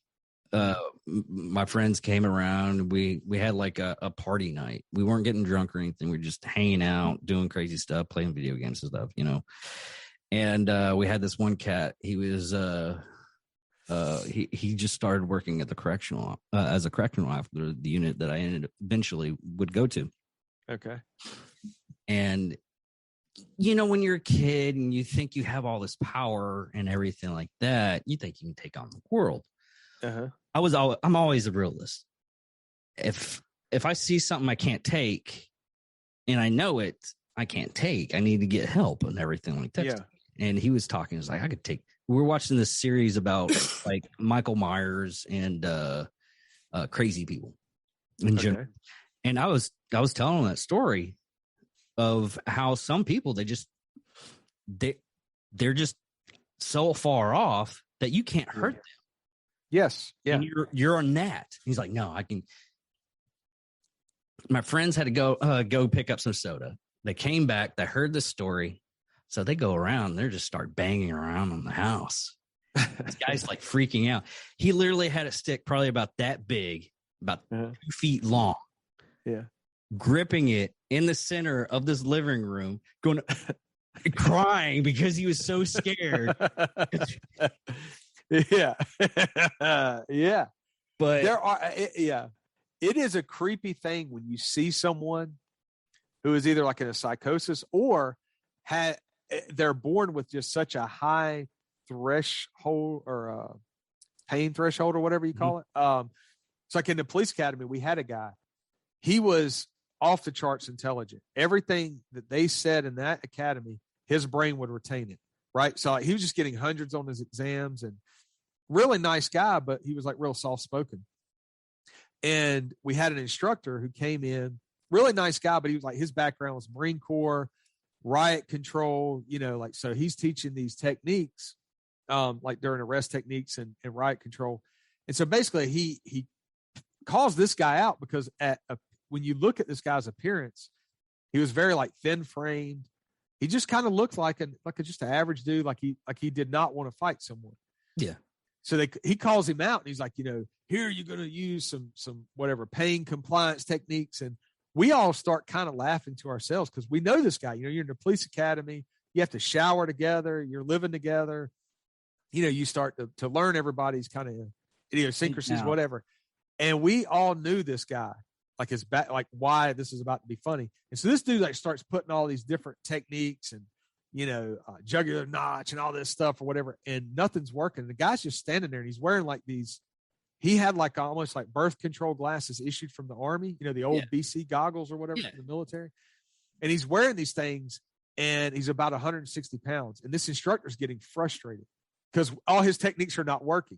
Because he's prefacing it with like, and then you do this ridge hand under the nose, and when you do this, now you'll see he'll drop to his knees, and it's like nothing's working because this guy almost could not feel pain to the point where, we were running one day, and he tripped and fell, and cracked, almost like cracked his kneecap. His kneecap's his kneecap is dripping blood. But he's still running, and to the point where the instructors had to say, whoa, like, stop, get on the truck, go get your knee checked out. But he couldn't feel pain, man. But it was so cool because here's this instructor who thinks he's going to use these techniques, and because he thought he was picking somebody who physically didn't seem as dominating or whatever, and the guy can't really feel pain. So it's like, you meet these people and go, dude, on the street, that would be great. Like, you get punched in the face, you don't even really feel. I was reading this story. Not story. I was reading this book. It was about karate, the difference between American karate and Japanese karate. Okay. There was one part of the story though that came to mind was toughness. Mm-hmm. A lot of people's perception of toughness is I can beat people up. I'm tough. I can beat people up. Yeah. And one of the grandmasters, when they were talking, was like, "Hey, who's the toughest guy?" And I was like, "Oh, this guy, because he can beat anybody up." Or this guy, he can put you in the ground and put you in a hold. And the grandmaster just goes up. It was this one dude that I was fighting, and he had no give to the point. Those people that just. You can put them down, beat them up. They're all scarred up and everything like that. And they still get up and they still will go, okay. Or like Captain America is like, I can do this all day. Yeah. There is something to switching, like flipping that switch. And when I was a kid, that's what I would have to do because I would fight the older kids in the neighborhood or my brother and there was this idea that I knew I couldn't beat him. Like my brother and I are 3 years apart. So there were certain years where there's no way I would win a fight, but I would do everything I could to make him mad and flustered and show him, you're punching me, but it's not affecting me until he'd start punching in the face or the back of the neck. And then I'm knocked out. So then I'm like, all right, that doesn't work. That doesn't work too well. But I love that whole idea. I can just like, imagine that. I'm tough. Okay, never mind. Let me tell you something, man. We went at it one time in our kitchen, and I don't know why I thought this was a good idea, but we got into an argument, and he had a hooded sweatshirt on. He's probably about 14, maybe 15. And he was like, back then he was just kind of like muscular because we worked tobacco. We worked, we cut grass. We were always working, pulling pumps and stuff like that and putting in beer systems with this dude. We were always finding these odd jobs. So physically, we were getting exercise, but he always kind of was like lean, muscular. But anyway, we get in this argument in our kitchen, and we lived in a very small rental home, and single mother, she was working 2 jobs sometimes, but this fool's wearing a hooded sweatshirt with his hood up in the kitchen. Now, for whatever reason, I thought this is going to be a good technique when we square off. I grab the front of the hood and pull it down. And then just start punching him, man, as hard as I can. Basically, did you do the hockey stuff? Yeah, but we didn't know hockey because we were in the South. Oh, okay. Yeah. I thought hockey was a made-up sport. I didn't know that stuff was real. I remember seeing like 5 minutes of Paul Newman's Slapshot movie came on like TV when I was a kid. So that was what I knew hockey was like something in the movies, because I was in the South. We didn't have hockey. But yes, it's that technique where you would pull the jersey over. But I grabbed the hood of his hoodie, pull it down, and man, I'm just like hitting his face as hard as I can. And in my mind, I'm like Rocky Balboa, just hitting the racks of ribs, man. I'm like, and I'm thinking when I let go, he's going to fall down like in the movies, and I'm just going to stand over him like I'm the man, right? The whole movie thing, there was another thing is once you hit somebody, they go down. That doesn't. Yeah, no. Yeah, this is what happens. You hear this, like, I probably put about 10 or 15 punches in there, man. I was pretty proud of myself. I let go of his hoodie, and all he does is stand up and flip that hood back and goes, "Oh, you want to hit in the face now?" And I took off running down our hall. Well, like I said, I live in a small house. So about 3 steps, he's on top of me. And he tackles me and just starts drilling me, dude. And that was when I realized, oh, all this time he's been holding back from punching me in the face. But I broke the unbreakable rule, and now I'm going to suffer, right? So then after you're done, you're like, yeah, I messed up. That was, that like crying where you can't catch your breath, and you're all like, you're balled up. Or that one scene in Rick and Morty where they're just like, I can't believe we got away with that. Right. So I lived. That's also like when I learned that my visions of success are not always what I think they're going to be, and that movies are sometimes wrong. Me and Tansy were talking about that documentary about the cop documentary called Cobra. That's how cops act, right? Look, Cobra was legit, man. Yeah, that was legit back in the day. Terrified me. I watched it now because I don't know why it came up. I wanted to watch old cop movie. Yeah, back in the day, and Cobra came up, and I was watching it. I was like, yeah, I thought this was cool. Yeah, exactly. It still is cool.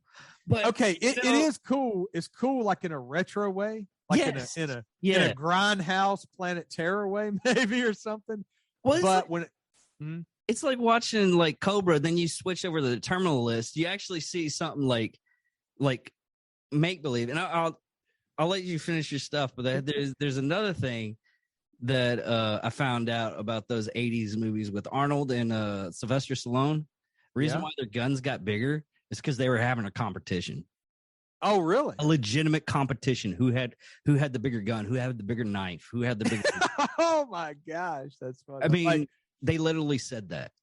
Yeah, I could believe it, man. I could believe it back then. So when you talk about Cobra, when I first saw Cobra was when it came out, and I was a little kid or a young kid. I was old enough to know this is a movie, but also old enough to be like, oh my God, there are axe clanging gangs in the streets that are going to like just kill. And that dude with the like jaw muscles that was the main like villain absolutely terrified me.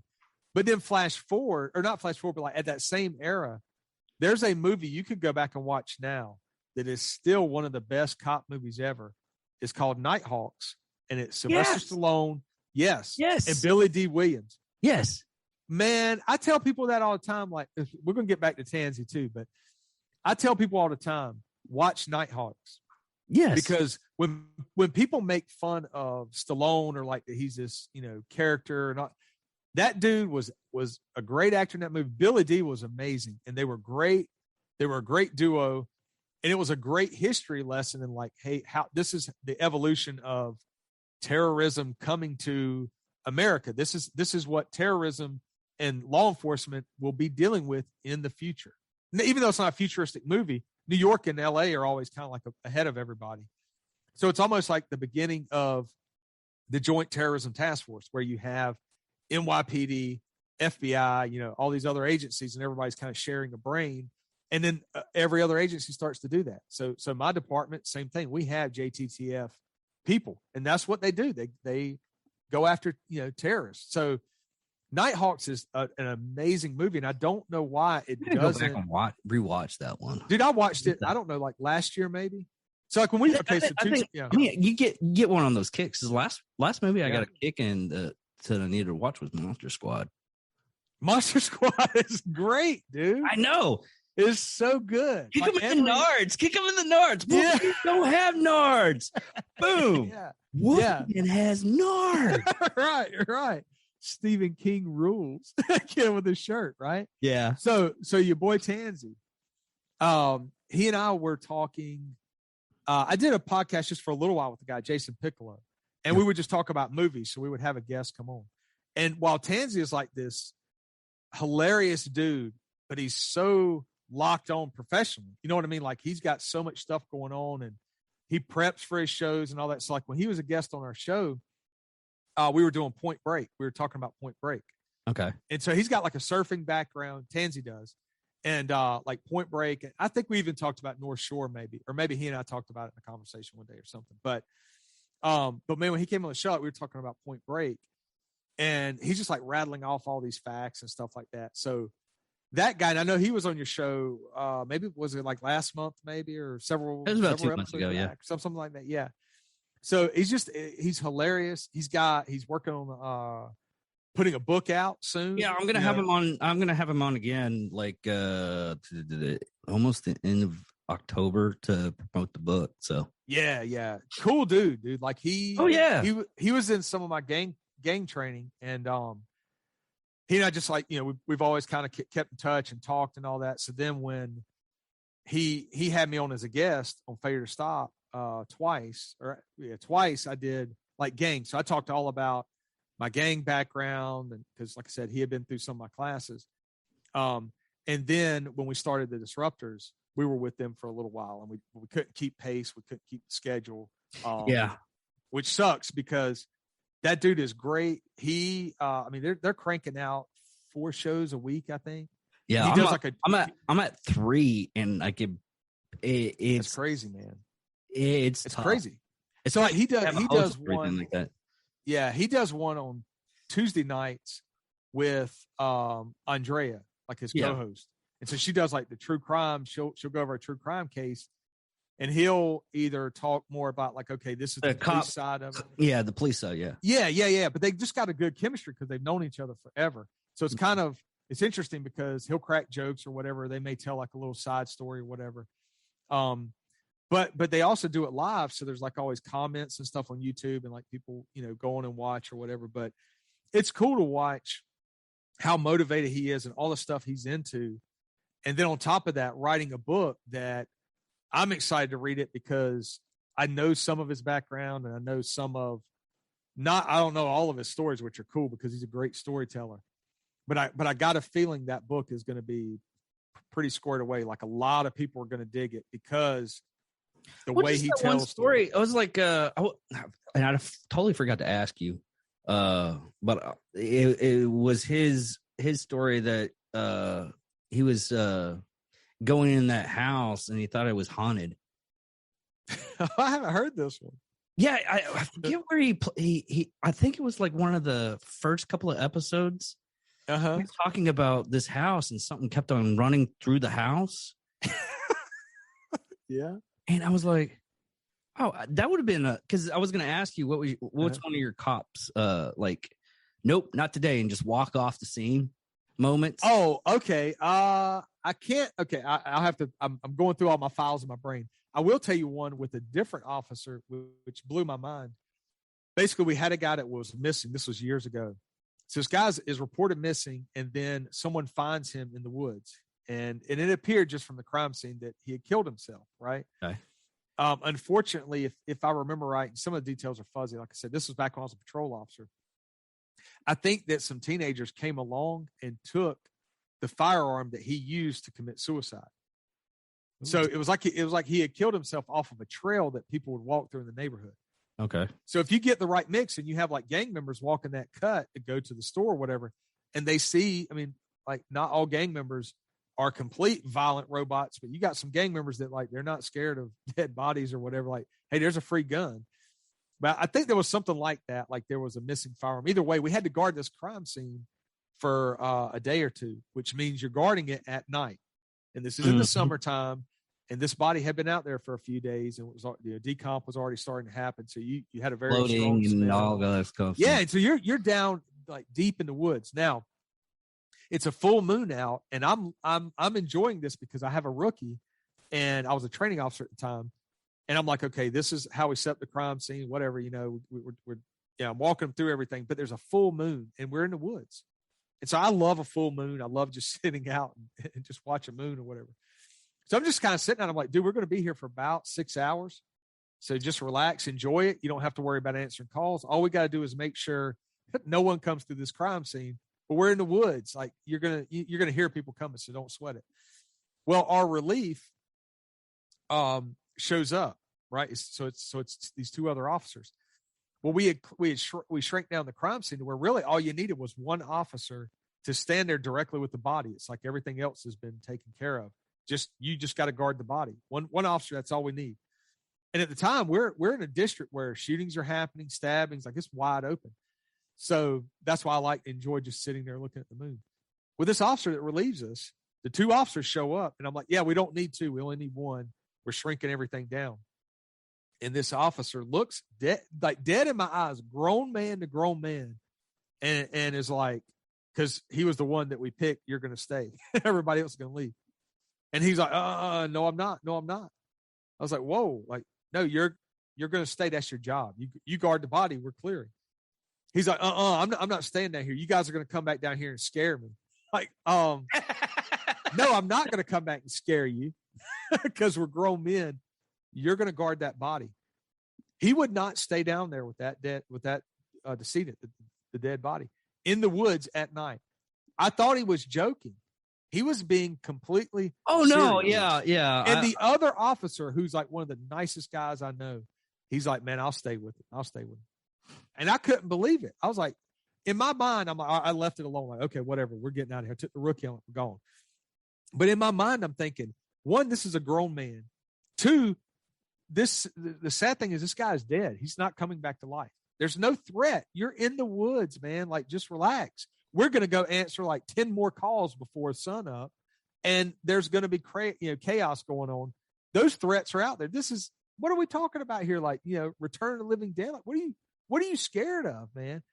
That blew my mind. So I'm thinking of a time when I would have been like, nope, I'm gone or whatever. I don't know, man. I don't know that I know I've never been in a haunted house. But I think that would be interesting. Okay, the reason why I came up with one, it's October, it's Halloween time frame and everything. Yeah. But I recently saw this one video of this cop, and he's doing a disturbance call. Goes in the house, guy's talking to him, guy's like really energetic. Yeah. The problem with it is the guy that he's interviewing and talking to, he has like a ton of snakes in the house as pets. Okay. And the guy's just like freaking him out. He's like, hey, I got the, and even as adults, we're like little kids. Once we find someone that we want to show our like toys to, we go out and like, hey, I just got this axe from Black Rifle Coffee. Look at it. Yeah. You like it? Touch it. Yeah. Uh-huh. I don't know why, but guys do this all the time. We're just like little kids. But this guy's just doing is like, was showing around and everything. It's like, hey, you want to see my snakes? No, I don't want to see your snakes. So he has to go in, and he has his one room, and he's like, oh, you don't want to go in there if you're actually afraid, but I got you back, Bo. I got you back. I'm talking, he's like, in the video, I'm looking at this. This guy is probably about 6'3", 6'2", and a gun. Right. And he just flips out and runs out the door. I can believe that, because I'm going to tell you this. Me and Mr. No Shoulders, we don't get along, dude. I don't dig snakes. I don't want to be around snakes. I don't want to be in a house with snakes. And I don't want that. Yeah. I don't want some person to want to show me. I know somebody who recently told me a story about picking up a dead snake and chasing a friend of theirs with that snake down the street as an adult. And I was like, I would be I'd be pissed. I got two stories. One was when I was a little kid, and we had this is the time frame when they had like stores in the malls. Yeah. And they had a pet store, and I just turned this corner, and I just see this. They had the snake out, showing everybody the snake. Uh-huh. And from what my dad says, he said, I've never seen anything run that fast. Right? And I ran all the way to our car. I just ran. I didn't stop. I was Forrest Gump at the time. Right. And I was running. Right. Yeah. So you bring up, go ahead. The second time, I'm working at the job that I'm working at right now. One of the guys, he's country bunking. So he grabs one of these snakes. From what it looked like, it was probably just a garden snake. This is like really bitty. But I told him, it's like, take it out that side, that way. No, I'm going to go this way. It's like, no, you're not. You're going to take it out that way. It took one of the other employees that went out to the range with me when I freaked out, when I kept on hearing like crickets. He's like, dude, it's a cricket. Are you sure? Right. Are you sure? We're making sure right now. I was like, it's coming in this direction. Y'all might want to move on the other side. Yeah. But, and it took that guy going, Dave doesn't like snakes and he will kill you. Right. Yeah. We've already verified that. Yeah. Because I was with him when he thought he heard a snake. So don't mess with Dave and snakes. Yeah. So phobias are obviously real. And I don't necessarily have a phobia of snakes. I just don't dig them. Like, I don't need to be around them. Right. Well, I also have this one theory is if you think about it and you look at it, a person that's scared, because I don't care about spiders. I like spiders, but I hate snakes. But a person that hates spiders can still deal with snakes. Yeah, you're right. Because I'm the same way. Spiders don't bother me. Yeah. And clowns don't bother me. But I have met people that are terrified of clowns. And so it is strange because, you like, so when you're talking about like phobias, we have a psychologist, like a department psychologist. Mm-hmm. That's her job, is to just take care of us, our whole department, like 24/7. We have access to her. It's free. And she has a very distinguished background. Like she is squared away. And she also works with officers on their phobias. So you got to think about, like, what if you're an officer and you work in a big city and you have a phobia of elevators? Most people don't think about that because you're like, well, an elevator's an elevator. But if somebody has a phobia of an elevator and at some point they have to get on an elevator for whatever reason, or they have to now avoid an elevator, that could be problematic. Or if I really had a phobia, a true phobia of snakes, where I would freeze or do whatever, I'm going to run across a snake on the job. You know what I mean? So like, it's like, you got to overcome that phobia. And so she would do that. She would slowly, introduce people to their phobia. So she's actually worked with officers on elevators. I didn't know this, but like people, I guess some people with an elevator phobia, even seeing the elevator, like they got to walk past the elevator to get to the steps and go 20 floors up maybe, or 30 floors up. Mm-hmm. Even walking past that elevator caused them anxiety. So the whole idea is like, you always want to be switched on. You don't want to be worried about phobia. Well, I was afraid of needles for the longest time. And I was like, I got to get over this. So I started getting tattoos. There you go. Hey, it's better than shooting heroin, right?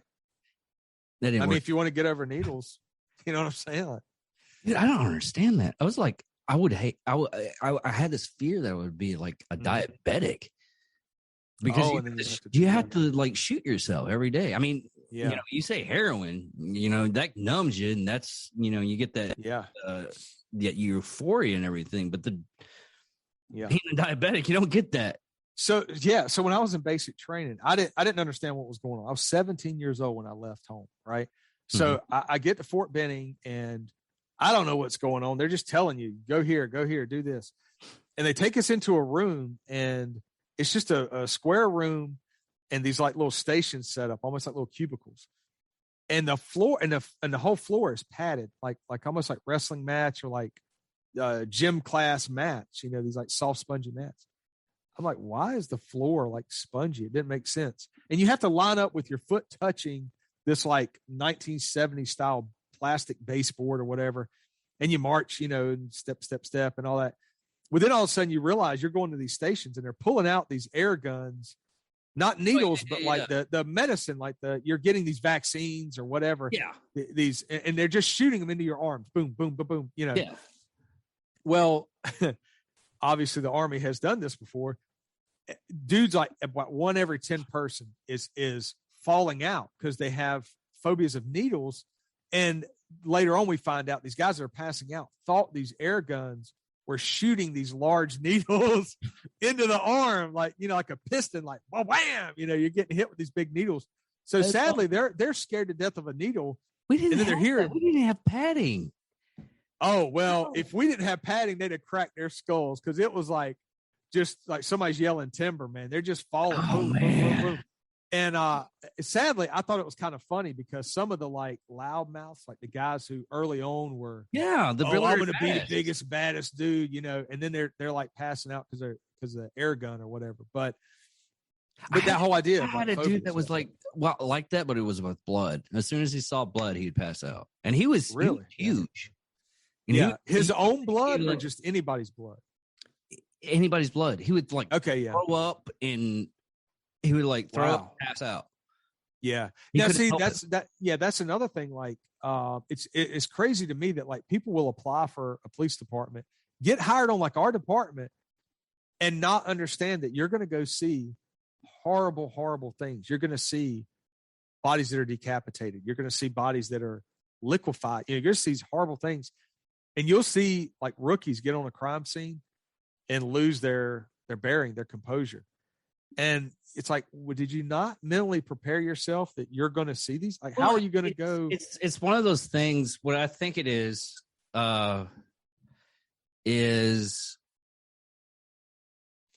two things. One, they believe they're not going to have that bad of a time, and they can handle it until they actually get there.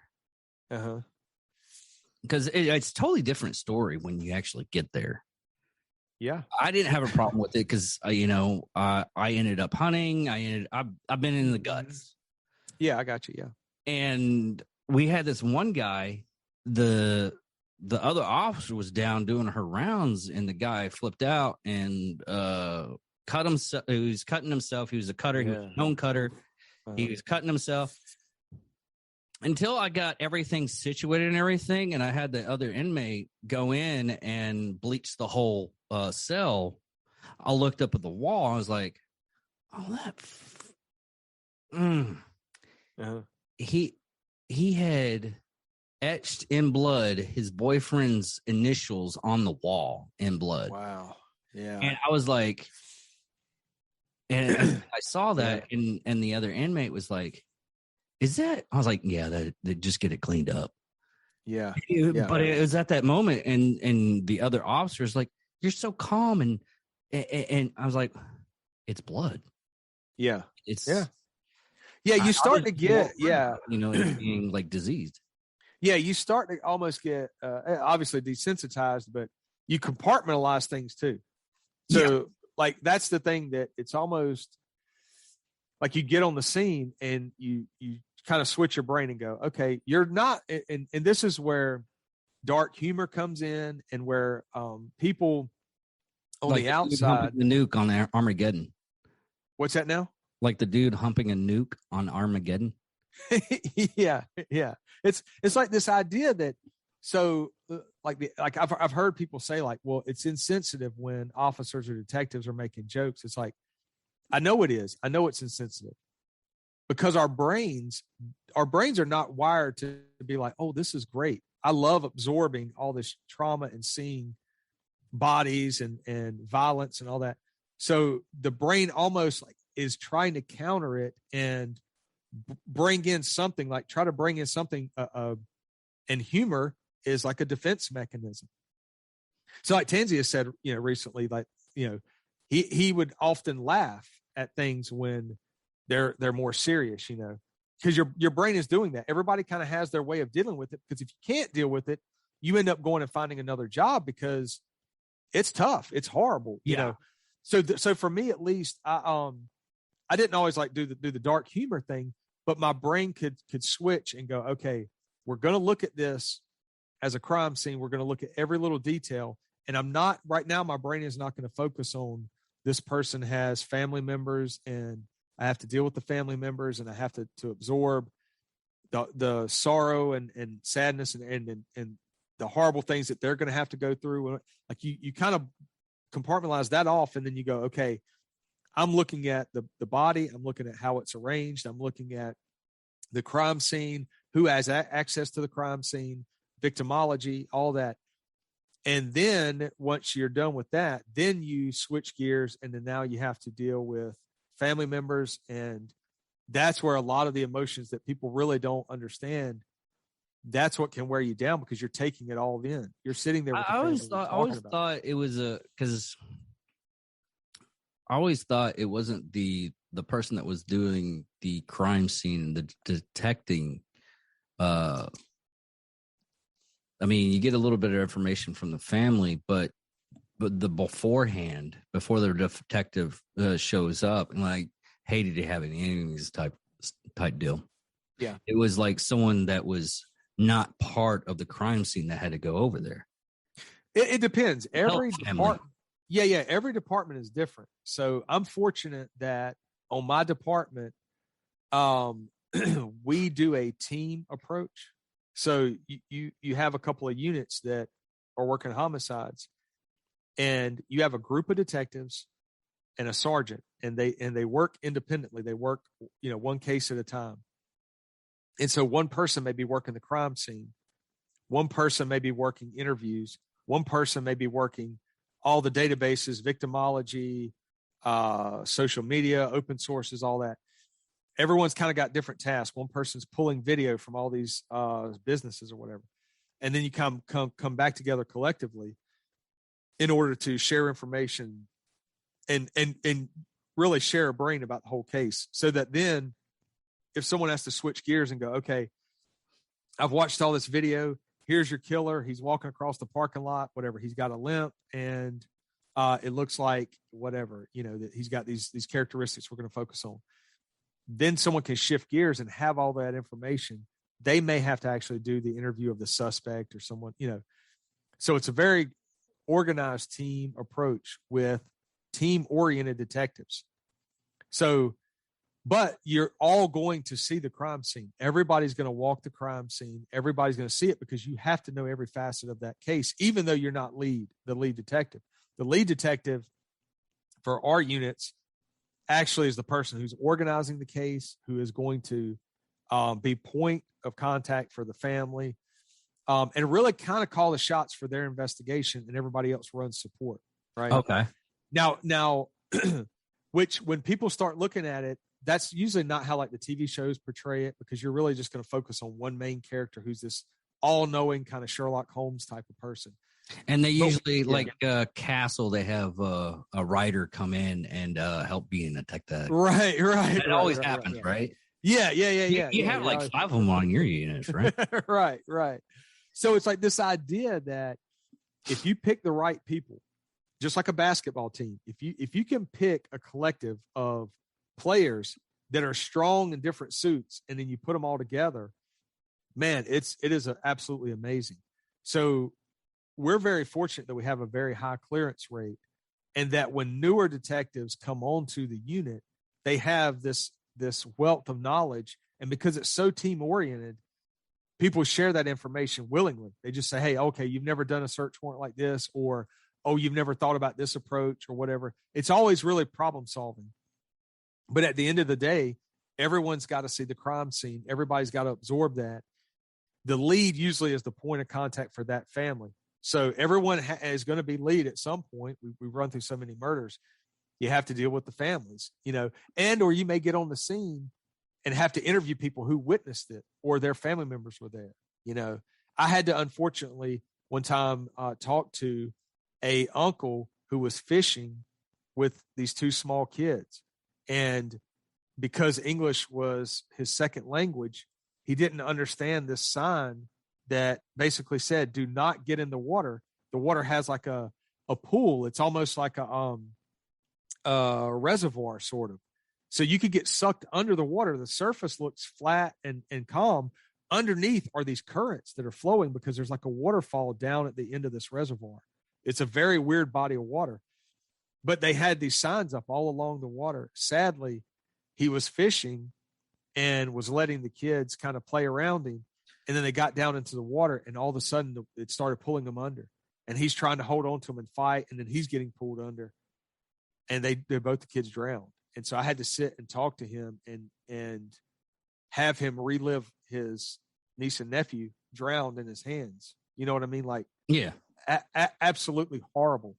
But you have to get that information. You have to get it, as soon as possible, right then on the scene, because if not, then because it's a death investigation, you're just trying to be able to explain what happened, but things like that it's just a weird combination where they stay in your head, and those emotions and those feelings. I've never met this man before. And then here I am sitting with him for hours, and we're having to talk through this stuff, and he's hugging me and he's squeezing my hand and my arm, and he's crying, and he's going through the worst day of his life. You know what I mean? Like, I totally get it. Absolutely. It's absolutely horrible. So it's one of those things that people don't always think about that. And there's a very, they only put in like a little bit of that in the TV shows and everything. But in all reality, that stuff is like hours and hours. Oh yeah. Hours. Yeah. And that is why I'm always a proponent of trying to live a healthy life outside of that. Like, if you can not drink, because it's a depressant, and these things come back, these visions come back, the emotions come back. And if you start to drink too much, you can go down that dark hole that and it's bad. So it's one of those things too, though, that we have a very healthy atmosphere. And like I said, we have a department psychologist. So, I mean, and I have called her before and been like, hey, I got to talk. I got to do this or whatever. She'll meet you places. You can just walk and talk with her, and you just kind of like free thought. Like, hey, I just got to get this out, because if I talk about it, it's like a pressure release. Like, okay, now it's out. It is a different type of environment. And that's for patrol officers. That's for anybody in law enforcement that gets on the scene, EMS, fire, anybody, whoever. You're working in corrections, you're going to see people getting cut, stabbed. You're seeing humanity at its worst. Yeah. And somehow you have to counter that and say, at the root of everything, people are good, because there are, whatever, 1 million people in the city, and not everybody is killing one another. Not everybody is assaulting one another. We're just being exposed daily to the most severe violence. And we have to remember, this is a small sliver of society that at the root of it, human beings are good, and we live in peace. And we actually, we are kind of hardwired to be that way, to be a community like organism. You know what I mean? Like we're geared to try to live in peace. Yeah. It's like what, anytime, like after the whole 9/11 thing, I mean, I had to go overseas and everything, and I had to go and be in that kind of environment where there was the people that destroyed our system. Yeah. And I come back home and I have like people saying, derogatory statements is like, oh, we should kill all of them, blah, blah, blah. I was like, right. Yeah. Dude, there's still good people over there. I met. Oh, them. Yeah. You do not understand that the people that did that are the assholes, but there's other people out there that they go about the daily lives, and they don't want that. They are also victims of that. Exactly. Same way gangs are. It's a victim of circumstance. Yeah, it's the same thing with like gangs. So that's why I explain to people, you can pull on a map and go, where are the most violent areas of the city historically? Like, do you have cycles of violence that stay in these areas of the city? And you can pull it. And you heard me mention earlier, like hives, HIVE, like a beehive. Yeah. What you are looking for, you go into a neighborhood, and 99% of the neighborhood either works, or if they don't work, maybe they're on disability, they're on Section 8 housing, but they're living in peace. They're not selling drugs. They're not committing violence. They're trying to raise their kids the best they can. However, when they look out their window, there's 10 guys hanging out in the parking lot, sitting on a power box, smoking weed, slap boxing and hanging out. And then all of a sudden the sun goes down and they're pulling guns out, popping shots, and they think it's funny. And then they got beef with someone or problems with someone. They ride by and shoot at them. And then when you're focusing on that and you go, okay, the problem is not the neighborhood, but the neighborhood gets labeled as it. Yes. So officers oftentimes will go, oh, that neighborhood's bad, or that's where all, whatever you fill in the term or whatever, like, that's where all the criminals live, or like, man, I just wish they would level that apartment complex or whatever. That's the track area, yeah. So like I was always the railroad tracks. Yeah. So I was always like trying to battle that and try to explain to other officers too, like, no, there's like usually one or two strongholds. That's it. If we can find the hive, if it's this apartment or this trailer or this house, we focus on that. Yeah. And if it's a rental, what do you call it? The wasp's nest. Yes, that's what I'm saying. Like, so if you have a beehive at your house or your dwelling, your apartment, whatever, you don't move because of the beehive. You get rid of the beehive. Now you don't have bees, right? That's it.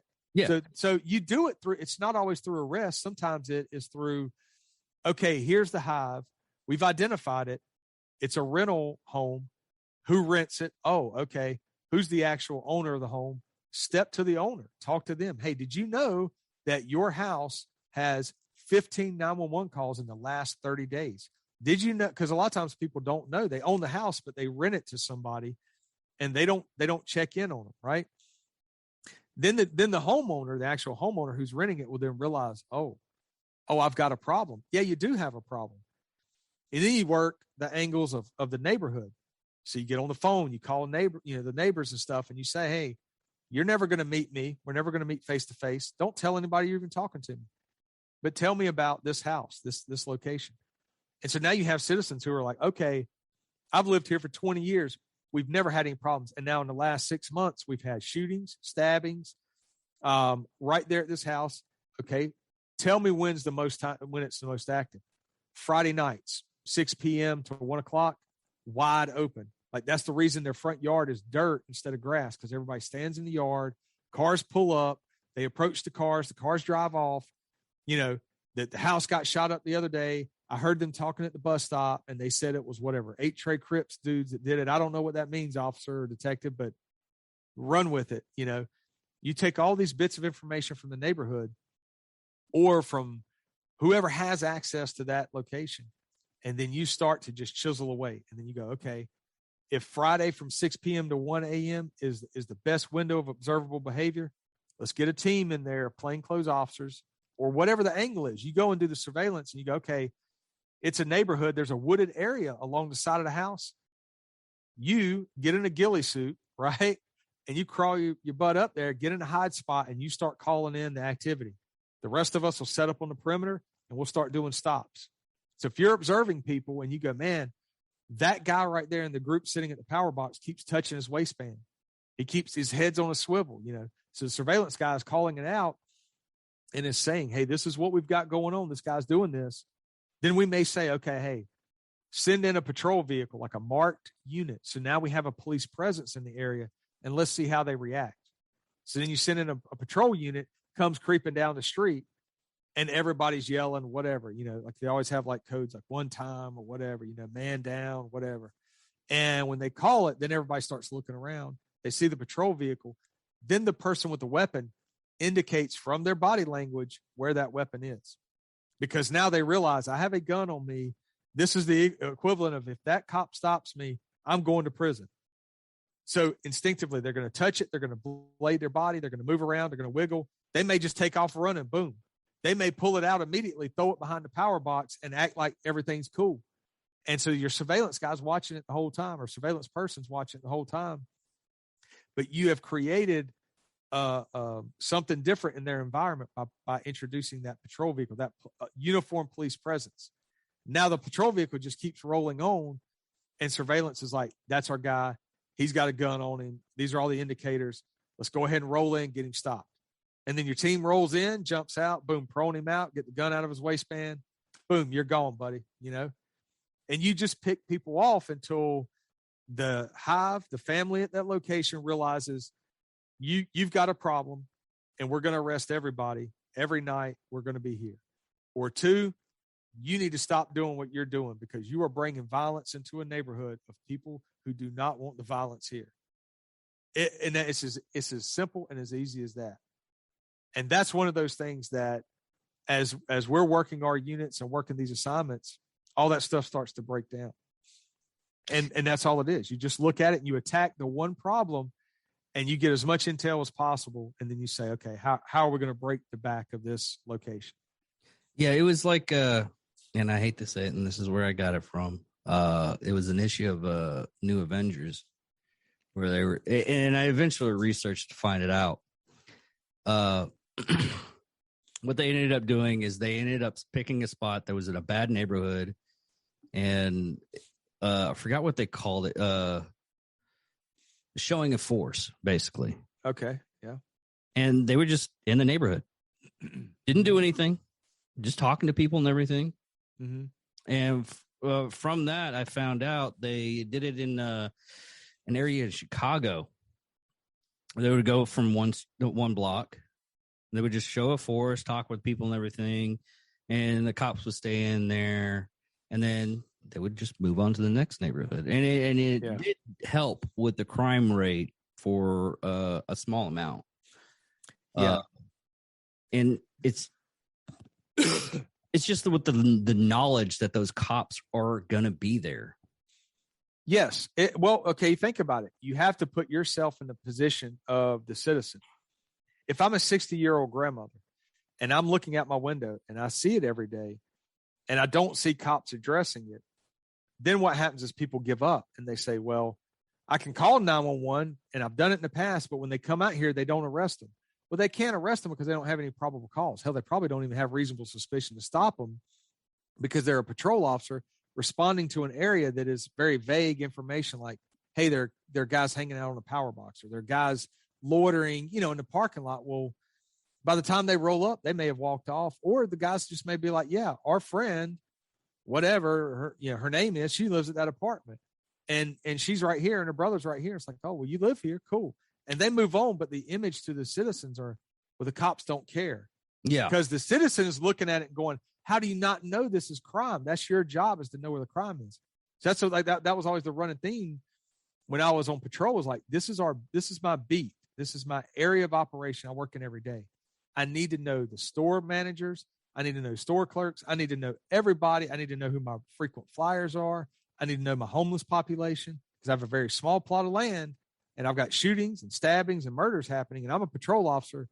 And it's not that I'm allowing it to happen, but what am I doing to disrupt it? And so that was the era I came up in, was you develop sources as a patrol officer. You develop actual informants. You fill out a packet. Hey, this person works for me. They're going to go buy drugs. They're going to go get a lead on a gun. They're going to go in this neighborhood and find the fugitive you're looking for.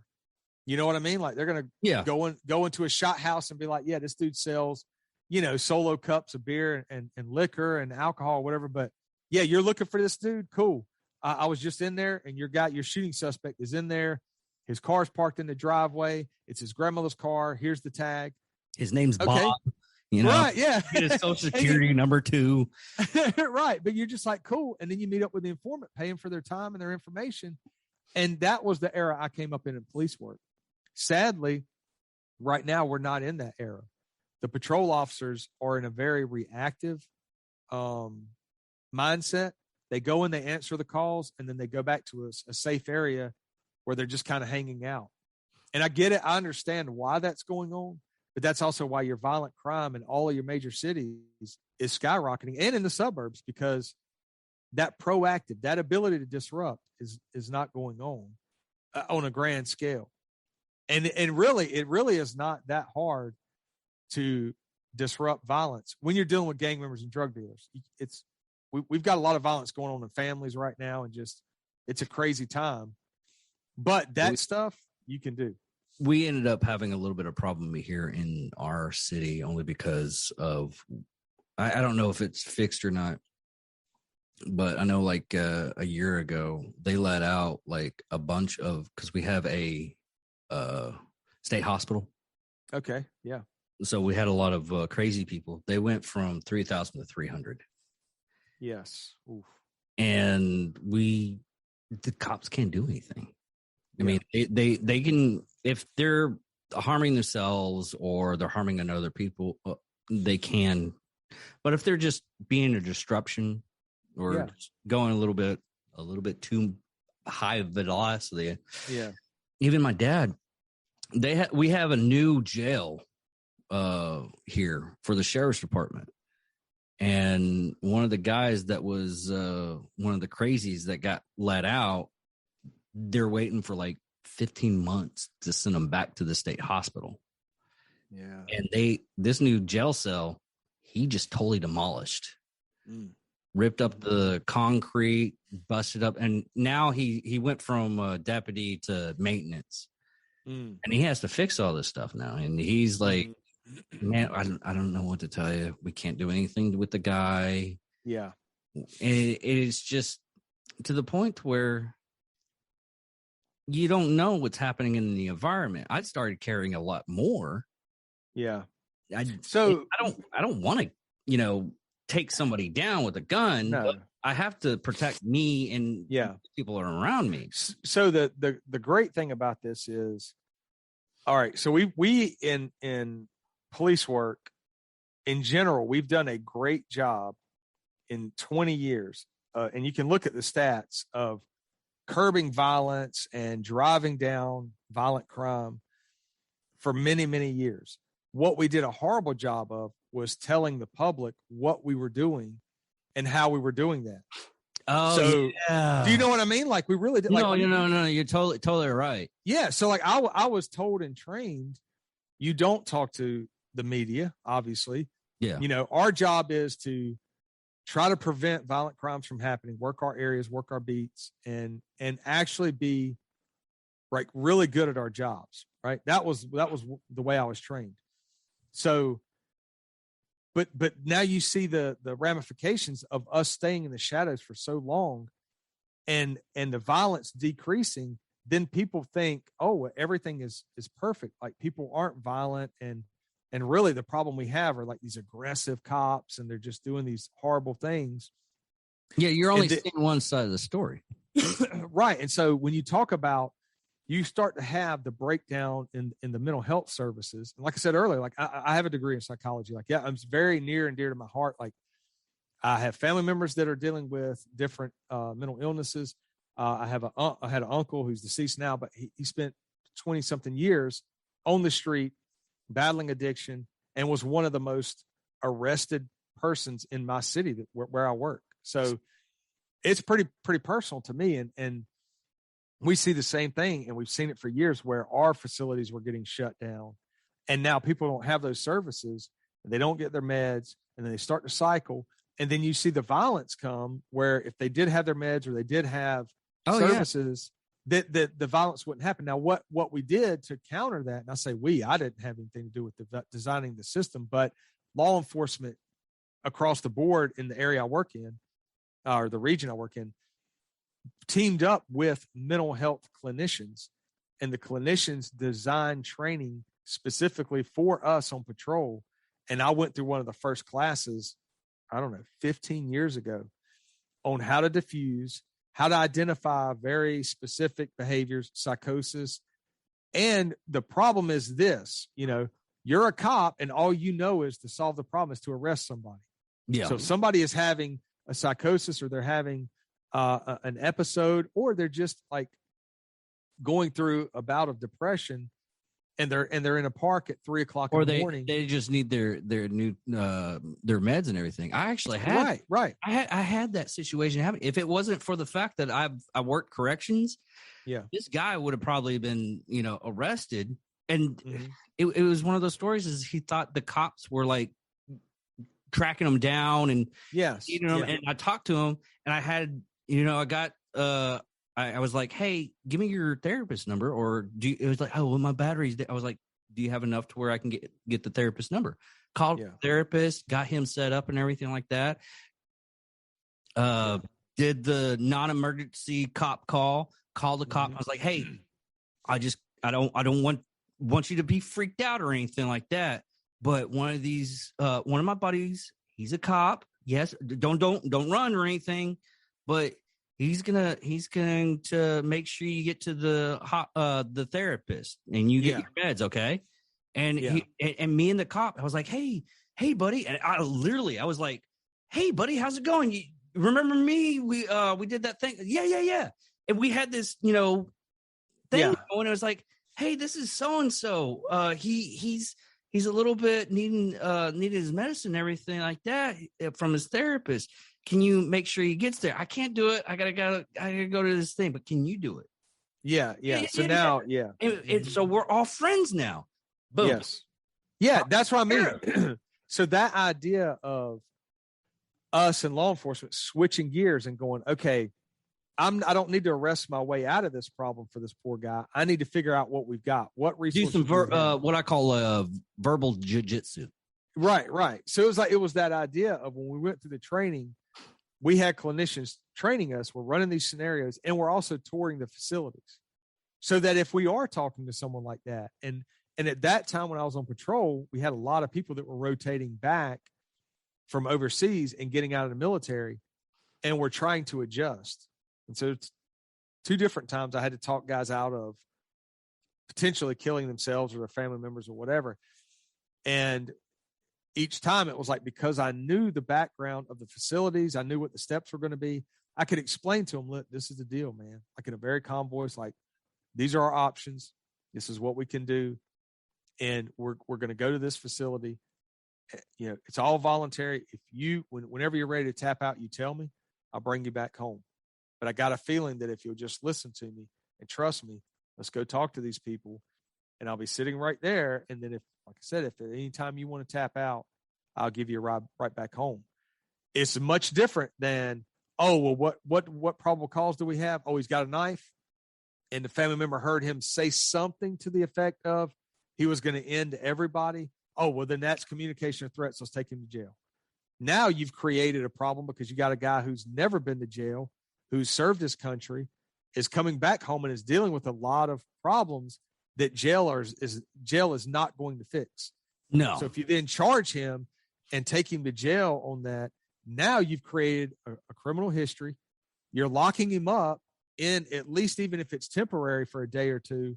He's now going to feel shame. He's now going to feel rejection. He's going to have to come back to that same family environment. And guess who his accusers are? His own family members. Yeah. So the whole thing with the whole red flag stuff that I because a person was like, hey, these red flag laws sound really good. I was like, you don't know what you're doing. Mm-hmm.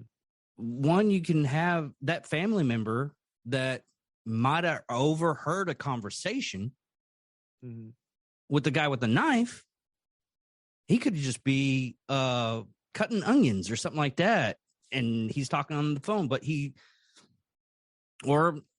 doing his dark humor thing, and it's just one of those things that you just can't understand. Yeah, so you have to, when you start getting into like red flags and you start getting into reports like where citizens are saying, hey, this person could be a potential active shooter or this person is whatever, you should have a unit that actually investigates that. Yeah. And is trained to do that. Yeah. Yeah, because there's very specific training for that that's really, really impressive. And there are systems in place very similar to like where you're doing a team, not investigation, but like an assessment. You've got psychologists on board. You've got some local state agencies. You've got local but you're not just grabbing people and taking them to jail. No. And I think that's the thing too, that like you'll see on like social media and stuff and chat rooms or whatever, like when people get on their comments and they're like, oh my God, you basically could just lock somebody up for no reason and all that. I don't think that's going to happen. There's still a process. Yeah, there's a process. And then two, if you go through the training or you're part of a unit like that, like an intel unit or an assessment unit or whatever you want to call it, when you go through that and you actually do those, you realize like, okay, we are bringing in different experts and different people, and then say, okay, just like you said, what is it that was said? Who heard it? What's their background? Are they working? Can we go talk to their employer? Can we talk to their mother, their cousin? You're talking to all these different people and getting a picture of, is this person truly unstable? Are they going to be an active shooter? Is there a plan in place? Do they have access to firearms? Do they have access to explosives? That sort of thing. Like okay, I'll give you a perfect example. A guy got frustrated and a whatever marketer kept calling the house, or a bill collector or something. Mm-hmm. He got frustrated and mad. He was an older guy, like 60 years old or whatever, and flat out said, basically, something to the effect of, well, I'll just go and shoot up a school. Completely asinine thing to say. Yeah. Whoever the person was that was talking to him on the phone, it was a recorded message. So you don't really have a whole lot of context. You just have him getting mad and saying this. So then as you start to dig in and you start to figure out who the guy is and all the background and stuff, make contact, like, hey, what was going on that you had to say this? Because we didn't have any other indicators, no firearms, no history of violence, nothing like that. And the guy broke down and said, I was so mad and frustrated, I blurted that out like an idiot because I was mad about this person that kept calling my house, which still didn't make sense to me why he took it to that level. But that was an example, like when you do an assessment and then go, okay, there's really no articulatable facts that say he's going to do this. He said something completely stupid, but there's nothing that we can articulate or should articulate, or not articulate, but that we should put in place to limit his freedoms. He just said something superbly stupid in a heightened era where on the news every day is an active shooter. Yeah. So you have to be careful too when you get into that environment where the news and social media has created this feeding frenzy, very much like the late 70s and early 80s with serial killers. So the more you see it on the news, the more it's in people's, forethought or whatever. Active shooters are the same way. If somebody is having trouble with life and they're beginning to have these thoughts of committing violence onto just average citizens, it doesn't help when every day there's a new story of the body count doubles, or, this guy killed 73 people, and the news they're getting all their views and clicks and likes, and their advertising is paying the bills because they are getting all this traffic. And now you've got a guy sitting at home in his basement who's an extremist mindset. He's been rejected by groups, so now he's the lone wolf, and now he's starting to think these things. And now he's seeing constant media coverage, and he wants that. And sadly, he wants to do it bigger and better than the last person. Yeah. Right. And so there's a lot more to all this stuff, but it's not as easy as just going, oh, I just called 911 and said my next door neighbor, whatever, is, going to shoot up a school. And then the police are going to show up and just lock it down, snatch his weapons, lock him away in a mental facility or whatever, and move on and go eat donuts and watch Netflix. Like it just doesn't really happen that way. Yeah. In the real world. So, and most people don't understand that. And I've always said this on my podcast, is that you have that mob mentality. And I literally thought about it today, is the fact of me and you can agree on something, and then we convince somebody else to agree with our stuff, and that person isn't someone that should be agreeing on our stuff and goes a little bit overboard. Like a person that I show you a new show. You, me as a person, I like the show. I like watching it. I thought it was a good show. You, on the other hand, you like the show, but you like the show. You don't have that much interest, and you start like blogging about how the contents of this episode doesn't match up with this episode, and it happens on the nerd stuff all the freaking time. Okay, yeah. and you go out of your way to protest reason why this starship shouldn't be in this episode, because it would be better with this starship. And I'm just going, I just enjoy that show. Right. Yeah. That's it. Yeah. So you're not the extremist. You're not the true believer. You're not. No, and that's what. Yeah. It is. It's like that whole Little Mermaid thing. Everybody was like, "Oh, we can't believe the Little Mermaid's African American, but everybody's missing the point because Hellraiser just came out, the new one. Okay. And Pinhead's a woman.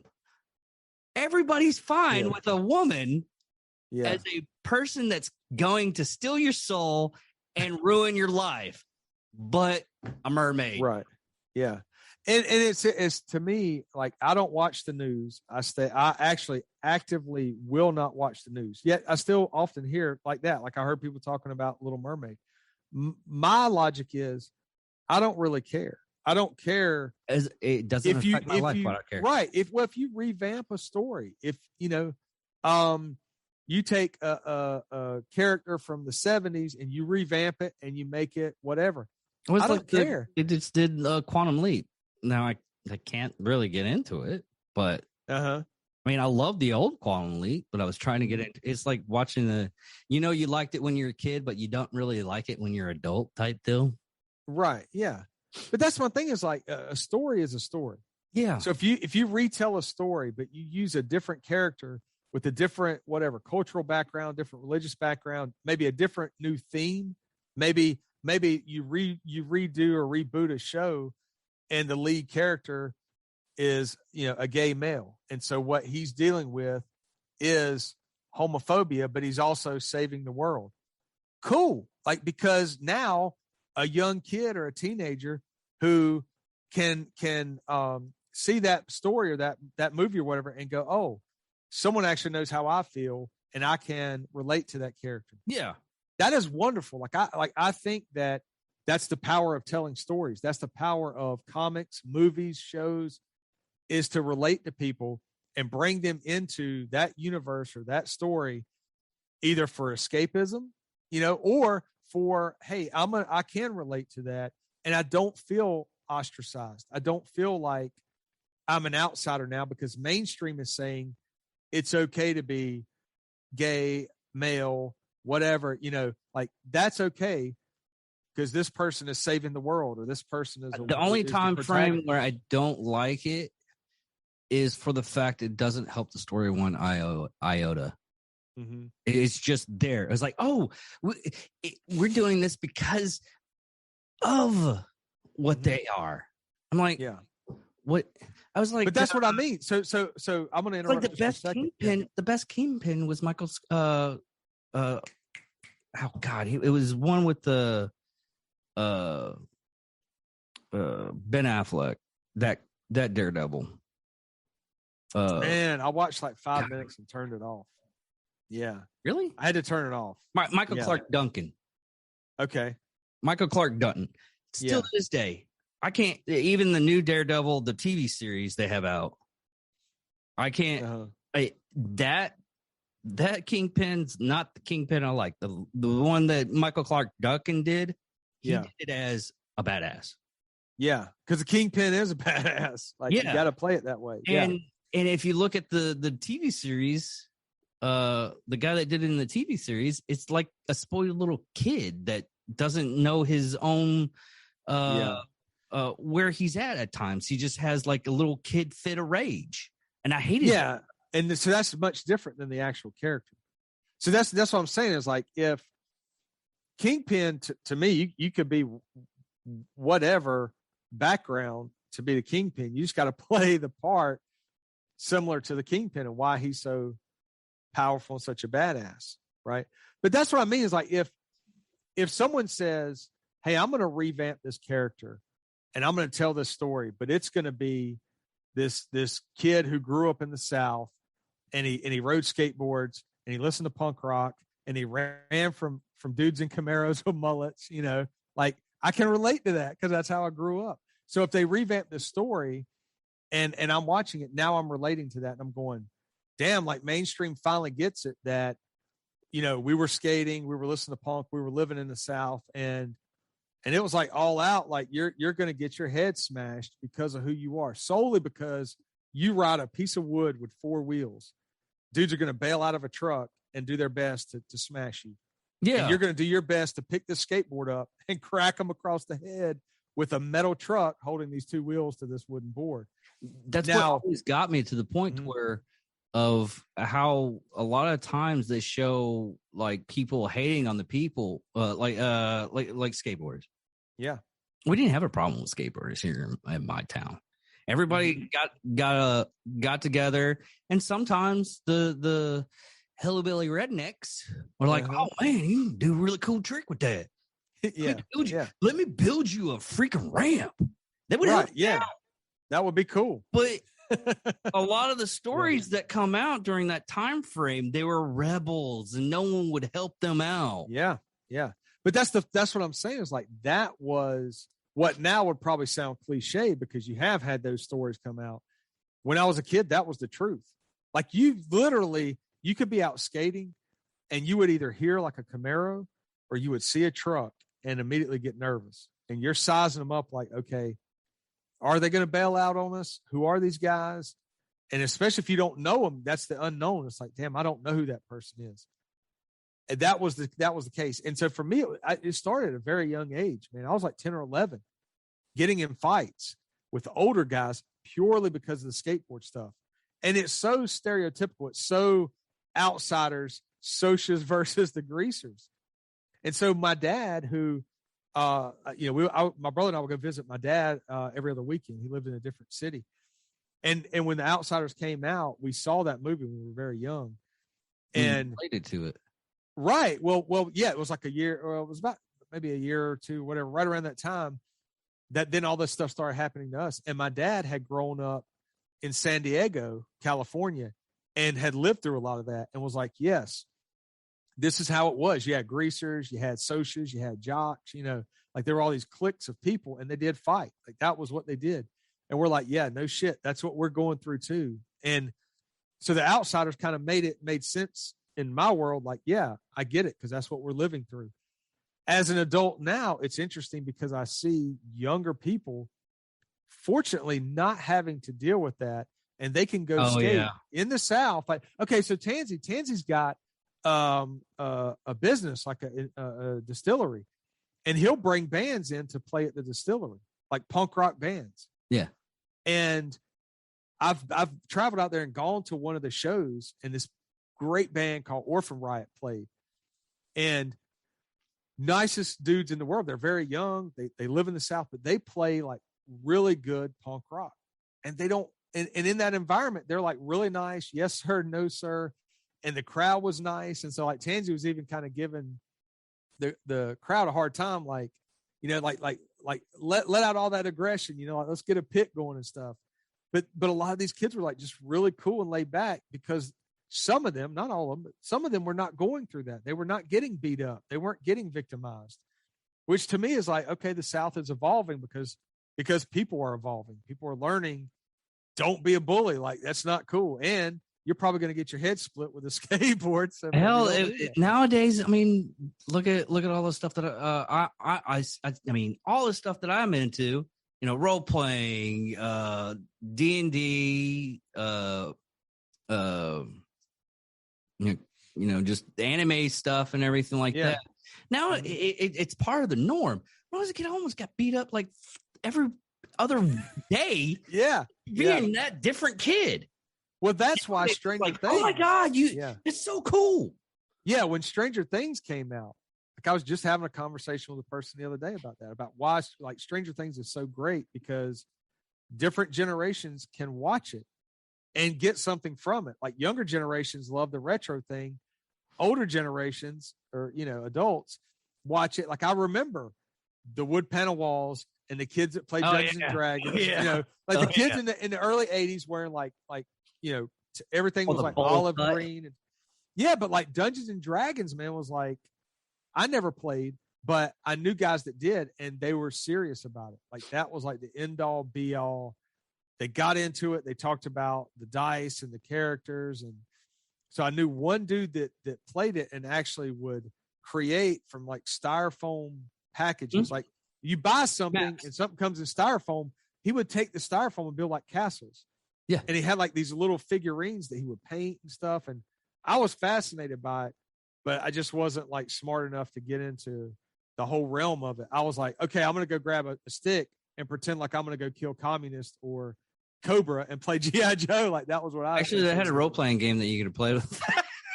Oh, like G.I. Joe or something? Dude, or I'm in so many role playing games, man, because it's just, you know, it helps my imagination, and I actually create actual gameplay. I mean, I do Star Wars, Cyberpunk. Okay. I mean, there's a lot. I mean, they have World War II ones where you can like set. It's more or less like chess tactics, and you got different types of tools and everything like that. Like Risk a little bit, like the old game Risk, but really like on steroids and jacked up. Dude, there's like four or five versions of Risk. Oh, okay. There's like space Risk. Yeah. Look, I went to a party one time when I was a senior in high school. Somehow my brother's like, look, dude, we're going to this college party. I'm like, okay. So I'm driving because I was a sober kid. I was in the straight edge and stuff, so I didn't drink. But everybody around me would just get hammered, knee walking, drunk, and my goal was to get them back home safely. We end up at some party in a college, and there are guys and girls everywhere. They're getting drunk, but there's like a core group of like 6 or 8 or whatever dudes around this table playing Risk. And this is not in the early 80s. Like I was in like the 90s, but it was like a throwback to like the 80s. And these dudes are like, they could care about the keg beer and guys and girls like flirting and hooking up. Like they're all into this Risk. And it blew my mind because I'm sober. I'm sitting there and I love studying like people. I'm like, these dudes are playing Risk. Like dude, it's the end all be all game. We had like a month and a half Risk game. Yeah, like that's what I was told was like this shit goes on for a long time. And like it comes down, it could come down to blows or whatever. Like I was just fascinated, like, how are you playing this game? It would be like me trying to play chess, you know, in the middle of this chaos. I could, you know, and we're all talking, laughing, everybody's getting drunk, but I'm like just fascinated by like these college dudes are sitting here playing Risk because I remembered Risk when I was a little kid. Mm-hmm. Like my cousins and the older kids would play it, and I had no clue what was going on. It didn't make any sense to me. I still never played it. But. Dude, the board games nowadays. Okay. Before we get on, can we pause? I don't know. You tell me. You're in control of everything. Oh, we're gonna pause for a second. I gotta use the restroom. Do I pause too? Yeah, go up to the where it says recording and just hit pause recording. There we go. Now, what I was talking about was board games. And sorry, we had to take a little restroom break. But board games, go to your local gaming store and just pick up one. And I got, like I said, I got a lot of hobbies that I do, and playing board games, you don't get Monopoly with a relation when you're with like someone and you're in a relationship. That's one of the games that will break the relationship. Okay. Don't do that. Yeah. But I mean, board games nowadays. I mean, they got race car ones. They got. So I was that era of Clue, the old board game Clue, like Colonel Mustard with the candlestick and the conservatory.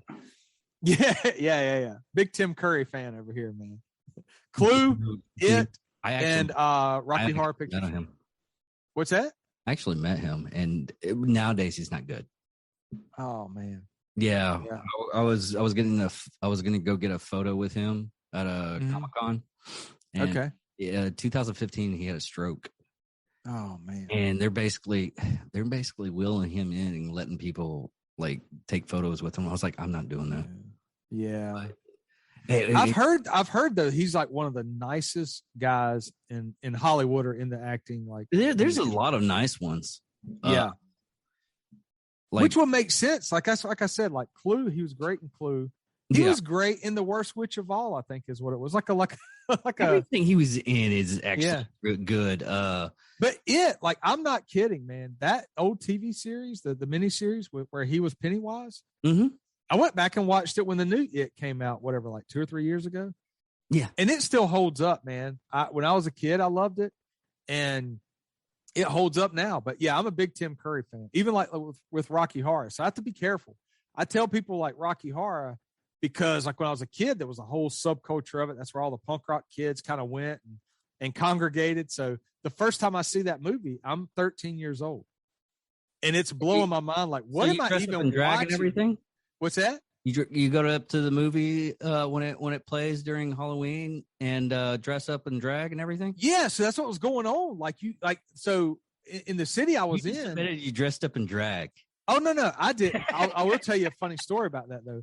So I didn't, because like I said, I was 13. I didn't know what was going on. Like, my brother had been, all his friends, and they're just like, man, I think it was like a Friday night or maybe Saturday night, but it was at midnight. Every weekend at midnight, they would play Rocky Horror, and everybody would show up. So all the same kids that would be at the punk rock shows and the hardcore shows would be at Rocky Horror. So, and they get into it like, you got people that are acting it out and all this. So at first, it's blowing my mind. Because it's of the culture, man.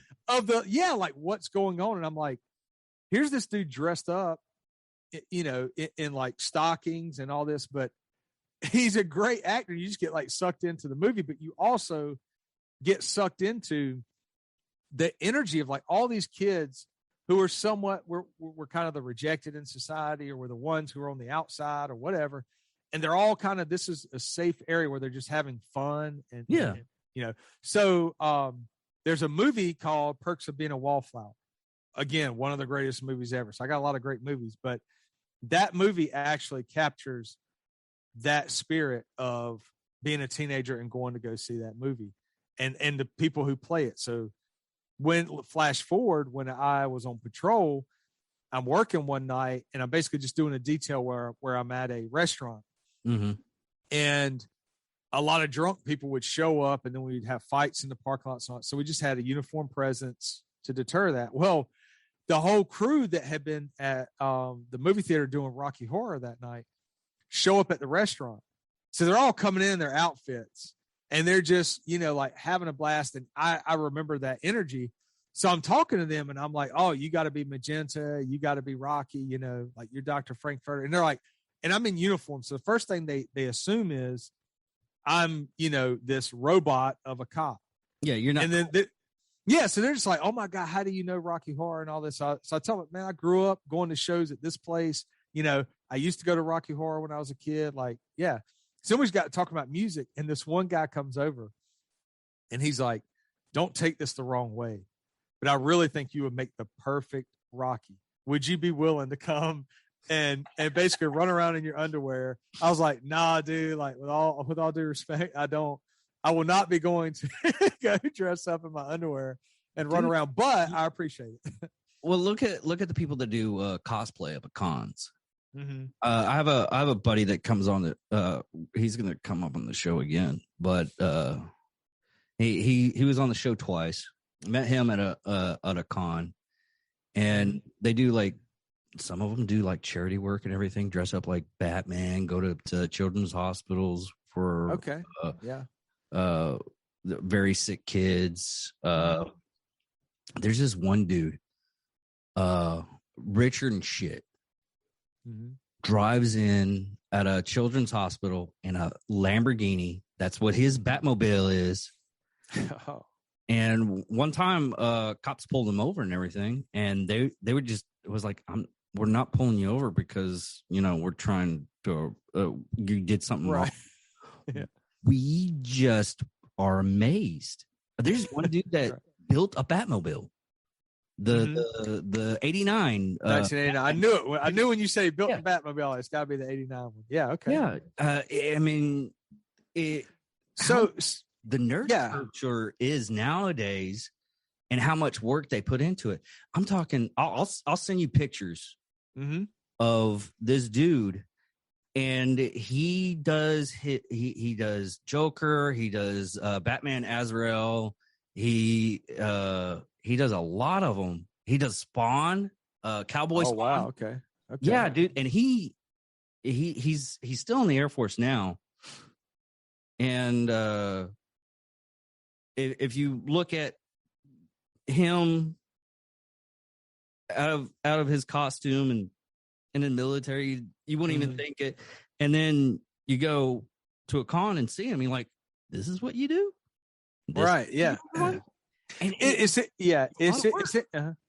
interesting to me too. I wonder if mentally people are better off because they get to have that release. They get to because when you're a kid, I mean, that's why you play when you're a kid, because it feels good. It feels good to be able to pretend or to do whatever. The way he describes it is he doesn't see stuff like if someone's throwing something away. He doesn't see it as he sees it as, okay, you're throwing away this paper plate. We'll just go with paper plate. Okay. Someone's throwing away a paper plate. Nothing on it, nothing dirty or anything like that. He'll gather that paper plate. It's like, oh,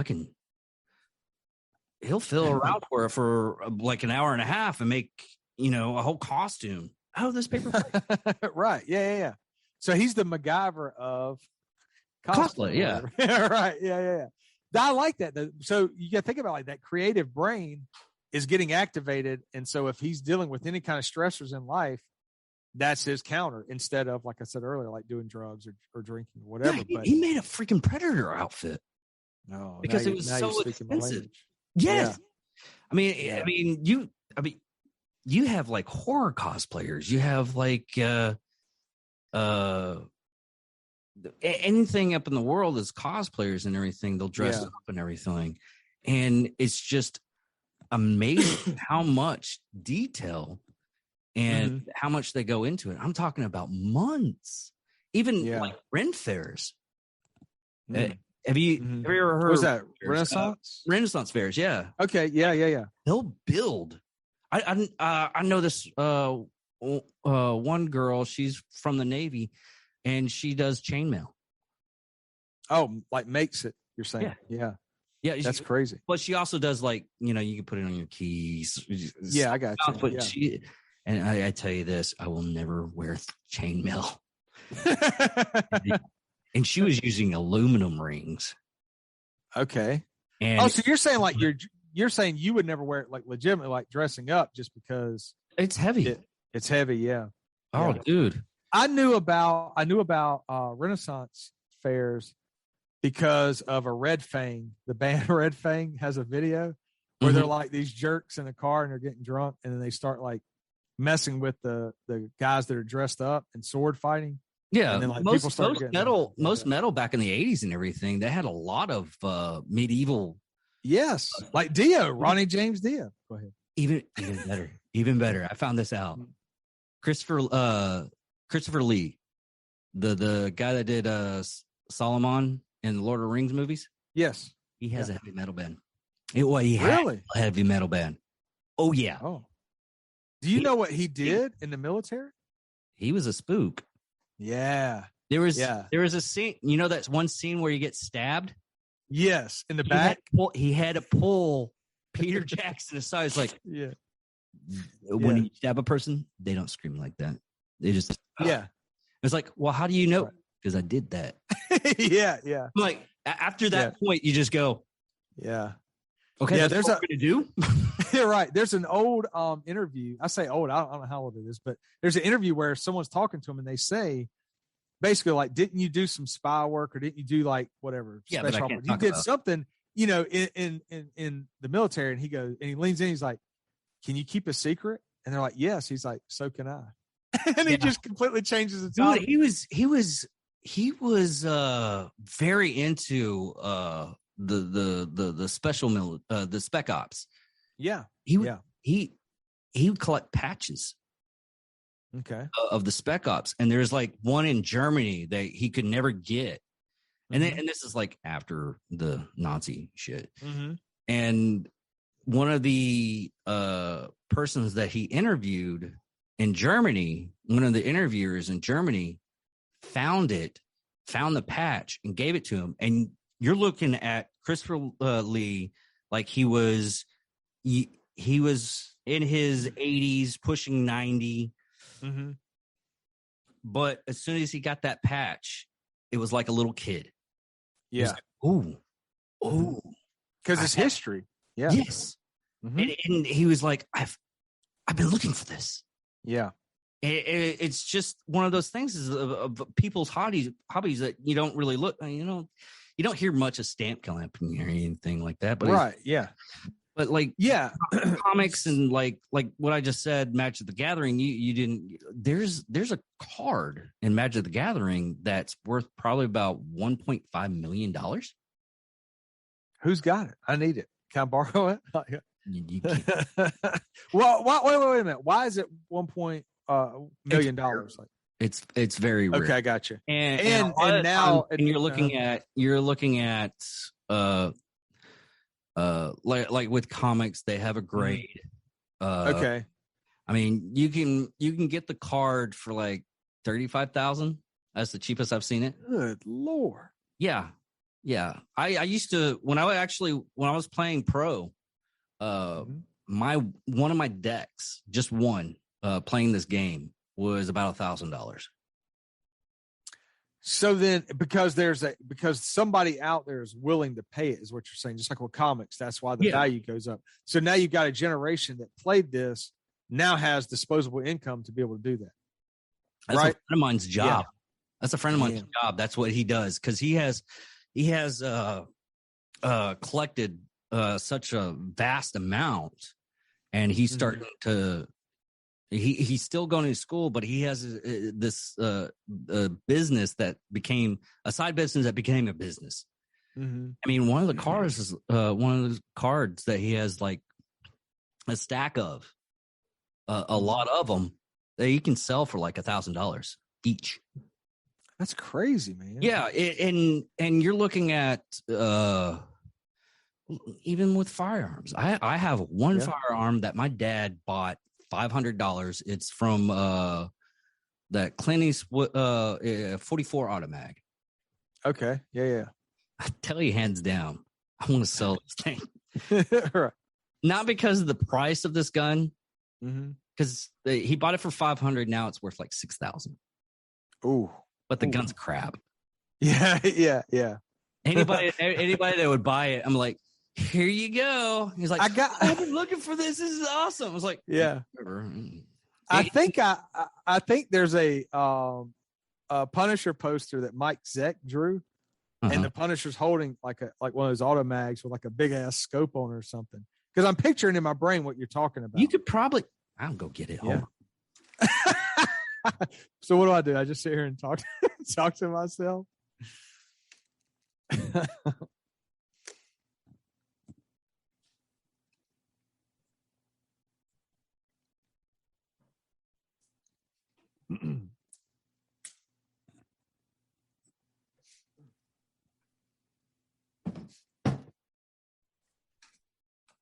I already had it pulled out because I was showing it something else. Yeah, that's it. Yeah, you look at that thing, man. Dude, I mean, look at compare it onto my hand. Yeah, you could put that on your ankle, no problem. In 1973 with like bell bottoms, you'd be able to wear that on the ankle. Oh, but dude, I literally do not hate. I do not like that gun. I mean, it looks. Of course you don't. And when it does shoot, okay, the fireball is probably about that far. It is awesome to shoot. Yeah, great. Oh, hit the target. Yeah, it's awesome. One, you got to find the bullets because they're special made bullets. And then this one we're having problems with one of the springs, and so it doesn't want to fire every time consistently. Yeah, and even if it was perfectly fixed, I mean, you can just Google the 44 Automag person shooting. Second or third round that fired from it, it jams almost every time. Yeah, so you don't want that. I call it my Decepticon gun just in case guns come out. And I need something to take it out. If the person's hiding behind a refrigerator, you need to get to. Yeah, people still laugh at me because I will carry a 5-shot revolver, like an Airweight, Smith & Wesson Airweight. And like when I'm qualifying, because like if you carry off duty with our department stuff, you just qualify with the off duty pistols you're carrying, or you can carry on duty as like a backup or whatever. Yeah, but they're reliable. Well, yeah, like I started years ago, like when I was a rookie. the senior officers who I listened to told me that there were two things. They said, one, you don't want your backup weapon to operate differently than your primary weapon, which makes sense. Then there was also a school of thought that said, you want your backup weapon, if you're going to wear it somewhere, and I'm not going to talk about where we wear it, but wherever you wear it, it's going to collect dust and dirt rapidly because you're going in and out of cuts, you're going in and out of abandoned houses, like, Yeah. and after a while, you're not going to be disciplined enough to be cleaning weapons every day. After 12-hour shift, you're going to be exhausted. So the old school guys always carried revolvers as backups because of that, because it would get filthy and dirty, and for the most part would still fire. And if you're going to a backup weapon, it may be because you've had a malfunction, you're up close, and if you need to put a revolver in someone's stomach or get a contact shot because other people are around and you don't want to miss them and hit a backdrop, you can get in close with that revolver and they won't cause a malfunction. Well, they could if they grab a cylinder, but this idea of not hitting the front of the barrel and causing your slide to go back on a slide operated pistol. So I just started doing it, back then because of that. And they're pretty accurate people think it's crazy, but if you actually do your fundamentals and practice. So I literally would walk around my house and stuff with dummy rounds, like plastic rounds, drawing my revolver, firing 5 shots, dumping the cylinder, speed load, dump it. Now, did you have the newer versions? I think they did it in like 90s where you don't have to have a cowboy load. So, meaning what? Like one in the... No, you have an empty chamber. Oh, no. Okay. The reason why I call it cowboy load. Single shots, you have to do that. Yeah, like with these are air weights that most of them have. Okay. Yeah, most of them have like a concealed hammer, so they're all double action. Yeah, okay. So you don't have to worry about that. You're right, like a single action, the way I understand it, because of the way the mechanism is. Yeah. Well, I learned with those, and that's how I was taught how to put it. And there's like, hey, put this. It's a 6 shot, but it's called the cowboy load because if anything hits it on top, Yeah, so the air weights were like fully designed, concealed hammer. You can put it in a pocket. I mean, I'm not recommending that, but if you had it in a pocket or whatever, when you draw it, it's a very smooth frame, so it shouldn't get caught and snagged on clothing, which is another reason I liked it. It's another reason I will carry them sometimes too, because I do the New York reload. But you can carry them on different parts of the body and easily conceal them. And you've got 10 shots. Now, people will come back and go, well, I can carry a Glock and have 15 in the magazine. I'm like, I got you. I'm with you. But I already own these revolvers. So I'm going to continue to carry it. Not learning how to grapple because you got a gun or you got a knife. Right, yeah. You're a good knife fighter. It's have all the options. You're one of those people that ended up marrying like a Filipino woman that almost stabbed you almost every day, and that's why you learned how to knife fight. Oh, it sounds like it wasn't fun. There's a reason why I have an ex. Right. But no, I don't understand. I mean, just because I have this set of skills, everything else is just optional. Yeah, it was like anything. Like like I said, I do carry things like a Smith & Wesson Shield 9mm, right? I'll carry that. I like having options, and I like being able to go, okay, I'm going to wear, a form-fitting T-shirt and a pair of shorts. Well, I need something that I can conceal better than a full-frame pistol, right? So a lot of people would say, oh, well, I got to have my 15 rounds. Okay, that's cool. That's what you need. But you're also looking at the bolt, because I got one that holds like 22 rounds, one in the chamber and 21 rounds. Yeah. And you cannot conceal that thing unless you're carrying it. I can't even conceal it with a jacket. Right. So I'm not going to buy anything that I can't conceal and carry, because I'm a cheap man who does not waste money on things that I can't use. To me, firearms are just tools. So I don't have like collector's items and stuff like that. The weapons I have, I carry. So even like my duty pistol is a full frame pistol with a mounted flashlight. I could conceal it, but man, it's a brick to do that. So I'm carrying that all day. I don't necessarily, when I'm off, want to be able to carry a full frame pistol also. Like I do want to kind of downsize. And people have argued, written articles for years of this is the best pistol versus this one. Like, I don't care. It's kind of like, I know what I'm capable of. I train with them.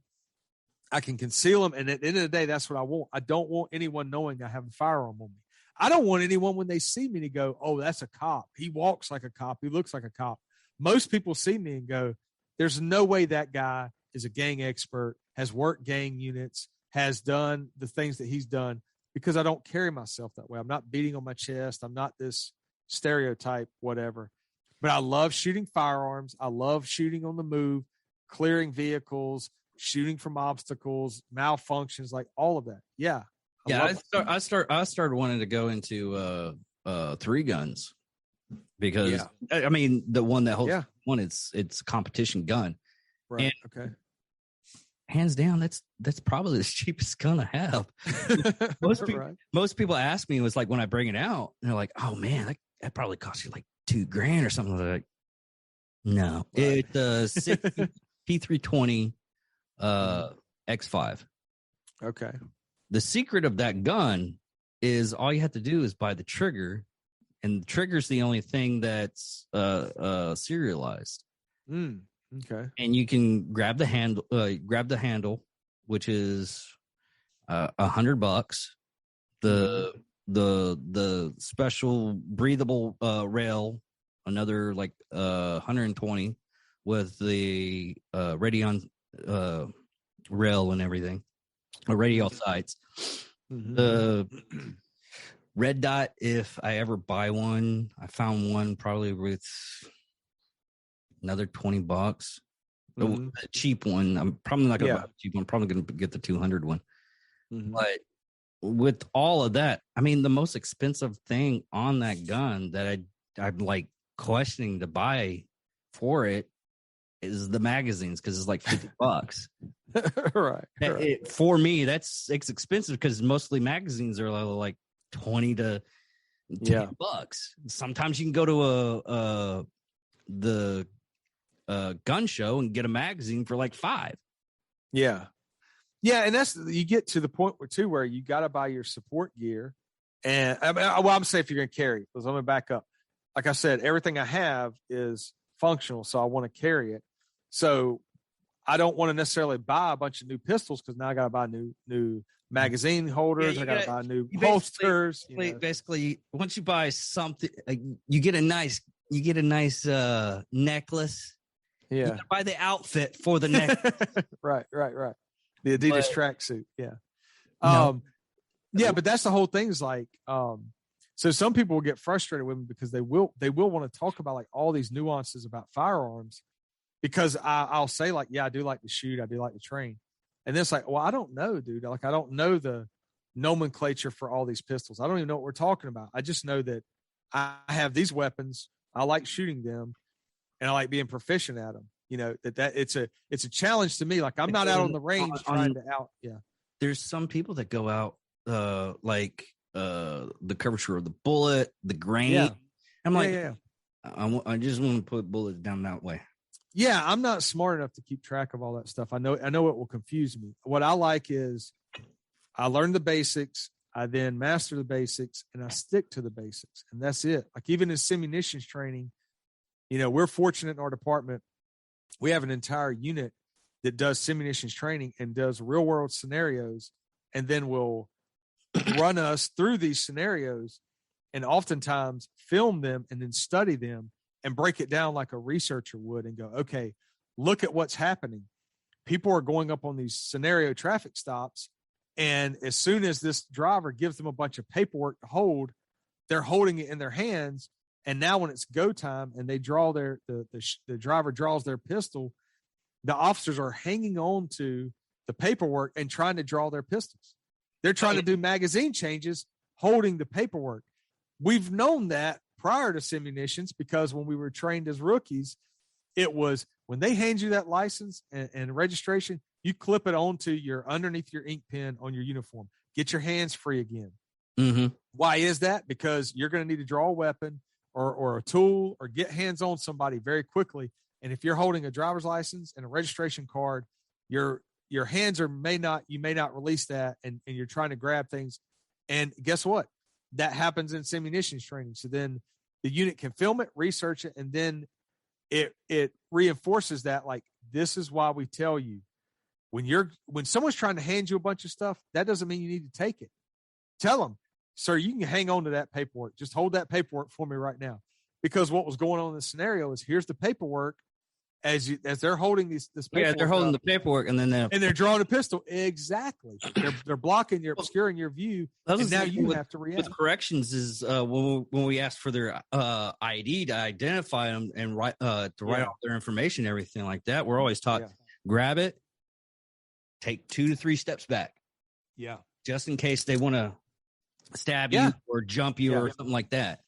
Yeah. So all these things that sadly, what we're also seeing in our area is a lot of the things that were hardwired into us were learned from officers getting attacked and shot or killed. And so we were always adamant, like, these are the things you do. And this is why, this is why you don't turn your back on suspects. This is why you don't do this and this and this. And now we're starting to kind of see some of that breaking down. And I say we as in across the board. When I'm talking to all these other agencies and other officers and deputies and stuff, they're seeing it too, like a newer generation, that because they're having less proactive stops and because they're not kind of out there tracking down the violent activity and stuff, they're not living kind of on that edge. They're not understanding, like, every encounter is deadly. And this is why you do what you do. This is why you control the hands. This is why you watch the hands. This is why you don't let people get out of the car and walk around and walk behind you. And, sadly, now you can watch videos and see the almost institutional amnesia occurring, where that we're forgetting that we as a profession, like, these are the things that have kept us alive this long. We can't let that go. We can't let people dictate the situation or control it because we don't want to become a news story, or we don't want to hurt someone's feelings or come across as too aggressive. Well, sometimes you do have to do that. Sometimes you have to tell someone, no, you can't walk around right now. You are being detained. You need to sit down, whatever, cross your feet at the ankles, hands on your knees, and do me a favor and just sit right here. We're going to work through this. It doesn't mean you're going to jail, but you got to do what I'm telling you right now, because the situation has to be safe. Yeah, I see a lot of stuff where we're losing that in general. And I'm watching videos and going, why is this officer allowing this person to walk around with their right hand in their pocket, blading their body, and basically telling them, well, I'm not going to do what you tell me. I'm going to walk off. I'm going to go do this. And the officer's like, well, okay, you can't really, I need you to, well, maybe not. It's like that indecisiveness. Sometimes you have to use the force, or not like physical force, but forcing your voice. Yeah. Command presence. And have, like I said, you have to explain, this is the situation and you have some options. Let's go ahead and do this one. But understand that right now, by law, you are detained. And if I'm saying you need to sit on this curb to make the situation safe, you have to sit on the curb. That does not mean you're going to jail because I'm having you sit on the curb.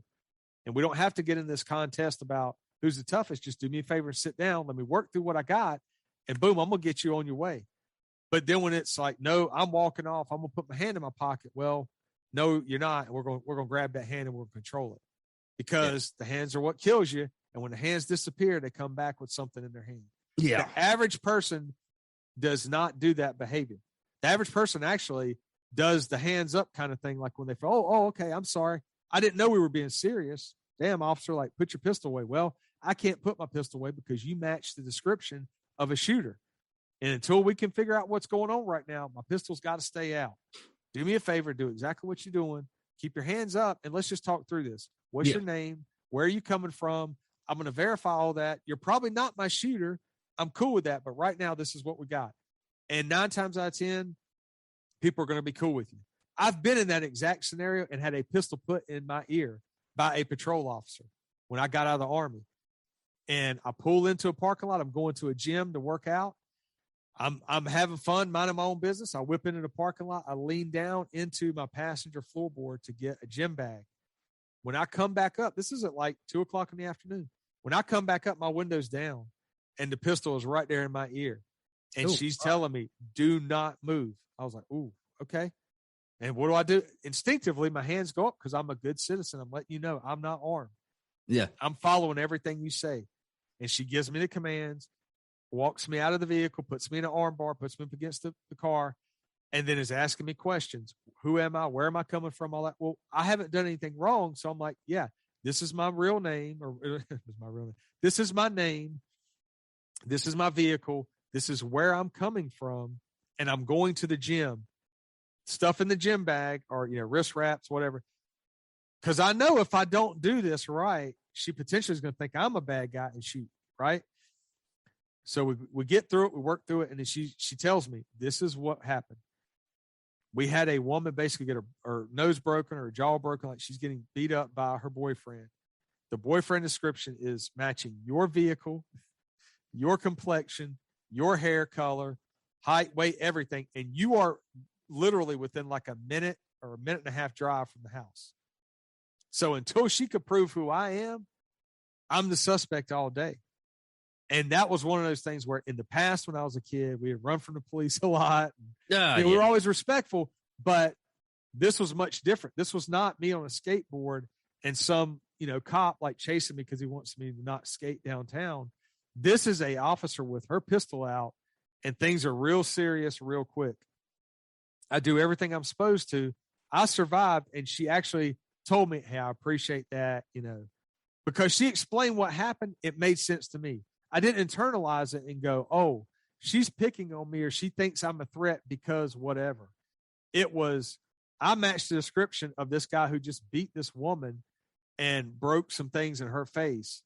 And fortunately, they knew who he was, but I matched that description. So once she saw my ID and knew who, I'm telling her the truth, boom, I go in the gym and work out. And then years later, I actually run into her as I'm helping her agency on a homicide. Oh. And I told her the story, and she's like, get out of here. Are you serious? I was like, yeah. So it's pretty cool. It's like full circle, But that's why I always tell people, just follow the commands. It doesn't matter right, wrong, and different. None of it. Just listen. When the pistols come out or when the commands come out or the voice gets a little more authoritative or whatever, like follow the commands, live through the incident or the investigation, and they're going to tell you exactly why they stopped you and what's going on. Yeah, everything has. A couple of the times I've gotten out of tickets only because I was like, one, I was respectful. Two, I had and there's times he should have just arrested me. I was far gone. Right. And I was respectful. I knew I was in trouble. I was like, you got me. Right. Yeah. Let's see. Yeah. I just wanted to get out of here when I don't get killed. Right. Or get arrested or a ticket. Yeah. Right. Like that. And usually nothing like that happens. Yeah. I've been, like I said, I was always very respectful. Even when I ran and got caught and things like that, I was always respectful because I knew that was their job. Our job was to skate and have fun. Their job was to catch us for skating or we used to do a lot of trespassing. We would do a lot of like swimming in swimming pools and apartment complexes where we weren't supposed to be at 12 o'clock, 1 o'clock in the morning. Just stupid stuff. But kids don't do that. But you know what? Kids don't do that much anymore that you hear about, that I hear about. Yeah, I've chased some kids from swimming pools, and I thought it was funny because I was like, damn, I'm now the guy chasing them. And it's just funny. Like one of these kids, like one group of kids, they're trespassing. We had a gang problem in that neighborhood. So I was worried when I got there, like, oh man, if these are gang members, they may be fighting people or whatever. I get there and they're basically just kids that are roughhousing, and the parents there didn't recognize them. And so when they asked them, like, because they watched them come into the pool, they're like, hey, which house do you live in? Where do you live? And of course they were like, F off, started cussing at them. So they called the police. Well, I get there with another officer, and we basically, as we walk up, boom, they start jumping the fence and running, which is what we did when we were kids, right? Yeah. We knew we were caught. But one of them yells for his buddy to wait for him, and he yells his government name, right? His real name. So as I'm running, man, like I'm running, and sometimes when you're in foot pursuit, you're kind of talking and making a game of it or whatever. So as I'm running, I'm yelling his government name. And he's looking over his shoulder like, how does this guy know who I am? You know what I mean? So it's like, once we catch him, it's like, look, dude, you can't be at the swimming pool. You can't be trespassing. Don't run from the police. To me, it's funny. You know, I heard your friend yell your real name. That's the only reason I knew your name. Like, because it was freaking him out. Like, how does this cop know who I am? I would totally mess with his head. It's like, they hire telepaths. You realize that, right? Yeah, I have messed with people in the past for other things like that. You know, I will say a lot of stuff that I know about their personal lives, and then say, like, you know, if I know all this about you, imagine the crimes I already know that you've committed. And they're just like, oh my gosh. Because my brain would, I will, it's almost like photographic memory. Like, I'll remember names and faces, and my brain just kind of categorizes things. So it will categorize a person into what gang they are, like the overarching gang, what set, what line, you know, like what little squad or what little group they hang out with, what area they're known to hang out in, like who their family members are. It's almost like my brain just like brackets all this stuff. Basically, you took the Luminous pill. Yeah. It's just how my brain works. Like, even when I listen to bands, my brain will be like, oh, this band's on this record label, has this many albums with this record label, has 2 or 3 albums with this record label. I don't know why it does it. It just does. Now, it's actually worked great for games. Now, when you were actually in those foot pursuits and everything like that, did you, in the back of your mind, it's like, I'm sorry, Officer Steve, that I ran from you? Yeah. But that's what I'm saying is, like, I can relate. Like, I know this kid's not doing what's necessary to get away. He's making some rookie mistakes. But I also remember me being that young kid doing stupid stuff like that, and feeling like, all right, of course I'm going to cut a brake. I was always stopping a lot of cars and cutting brakes because I really didn't want to take money out of people's pockets. And so when I'd stop a lot of cars to find out what's going on. Like, you know, on the thoroughfares, like the major roads in my beat and stuff, I'd stop cars and then see an address and go, okay, look, I stopped you because you're not wearing your seatbelt, but is this your correct address? Yes, I live in this neighborhood. I've lived there for 20 years. You know, please don't write me a ticket. You know, whatever it is. And then it's like, okay, I'm not going to write you a ticket. I want you to wear your seatbelt. I've seen enough people's faces through windshields. I've seen enough dead kids in car crashes. Seatbelts will save your life. Please wear a seatbelt. I don't want you to have to pay $300 for a court fine. Just tell me you're going to wear a seatbelt. But while I got you here, your neighborhood is in my beat. And right now I'm very interested in the murder that happened in this cul-de-sac, or I'm interested in the shooting that happened here. And then you see like the light go off and they're like, oh, you're like a cop. Like, you want to actually come in and help. Cool. This is the rumor in the neighborhood. So-and-so did the shooting because so-and-so had whatever beef with this girl or that guy or whatever. So they give you the rumor that's going around in the neighborhood. You clear the traffic stop. They're happy because they didn't get a ticket. They're happy because they're part of the solution. And they also hopefully understand, I'm stopping you because I want you to wear a seatbelt because it's going to save your life, right? Yeah, it's basically the IKEA effect. I mean, Dan keeps on talking about it. You could do 80% of the work and someone comes by and does 20% of the work with you and feels a little bit better that he helped you out. Yeah, that's what I'm saying. Like that is, and that's part of like some of the techniques that I teach is like, go in and build that network of people in the neighborhood because that's where they live. They want to own that neighborhood. They want to be safe again. They'll give you the information. You just got to act on it. It's like, armed with that information from a traffic stop, I can go back and as a patrol officer, I can go talk to a detective and say, hey, remember that shooting 2 weeks ago? Well, that's my beat. I don't like when people get shot. I just got some information from this source that this is what happened. And something very small like that says the rumor is whatever, Magic did the shooting. Well, what does Magic look like? He's 6'2", whatever, mohawk, silver front tooth, walks with a limp. Oh, I know exactly who that is. Where does he live? 3 houses down. Oh, well, what do we got? We had a report the day prior to the shooting. He punches a girl in the face or whatever it is. Like that little bit of information breaks the case open. Now the detectives can actually work that case. More of the docs. Yeah, make an arrest of it and then make the example. Put the information back out there in the neighborhood. Hey, we made this arrest. Know that people in the neighborhood care about their homes. We care about safety and we don't want shooting and gun violence. Great job. This person's charged. We wish we could have prevented it, but we didn't know this was going to happen ahead of time. Boom, move on to the next one. So it's that idea of like, if you can do that as a patrol officer, which I was hooked then when I knew I had the ability to not control, but the ability to affect the criminal landscape, I didn't go federal. My plan was to stay local for a couple of years, build my skill set, and then go FBI or ATF, right? Go do some federal stuff. Well, when I was on this department or my department, when I started as an officer and I could do these things, I was hooked. Car chases, foot pursuits, getting guns off of people, flipping gang members into informants. I'm like, why would I now want to switch and go federal and potentially never get to have this much fun and be stuck doing some assignment that I may not be happy doing? But all the movies are about the feds, you know, all the big cases, because they get to work some really big, great cases. A lot of people forget it's the patrol is where the action is. And it can be where the most reward is, where you come to work every day and you begin to condition gang members to know, hey, I'm working.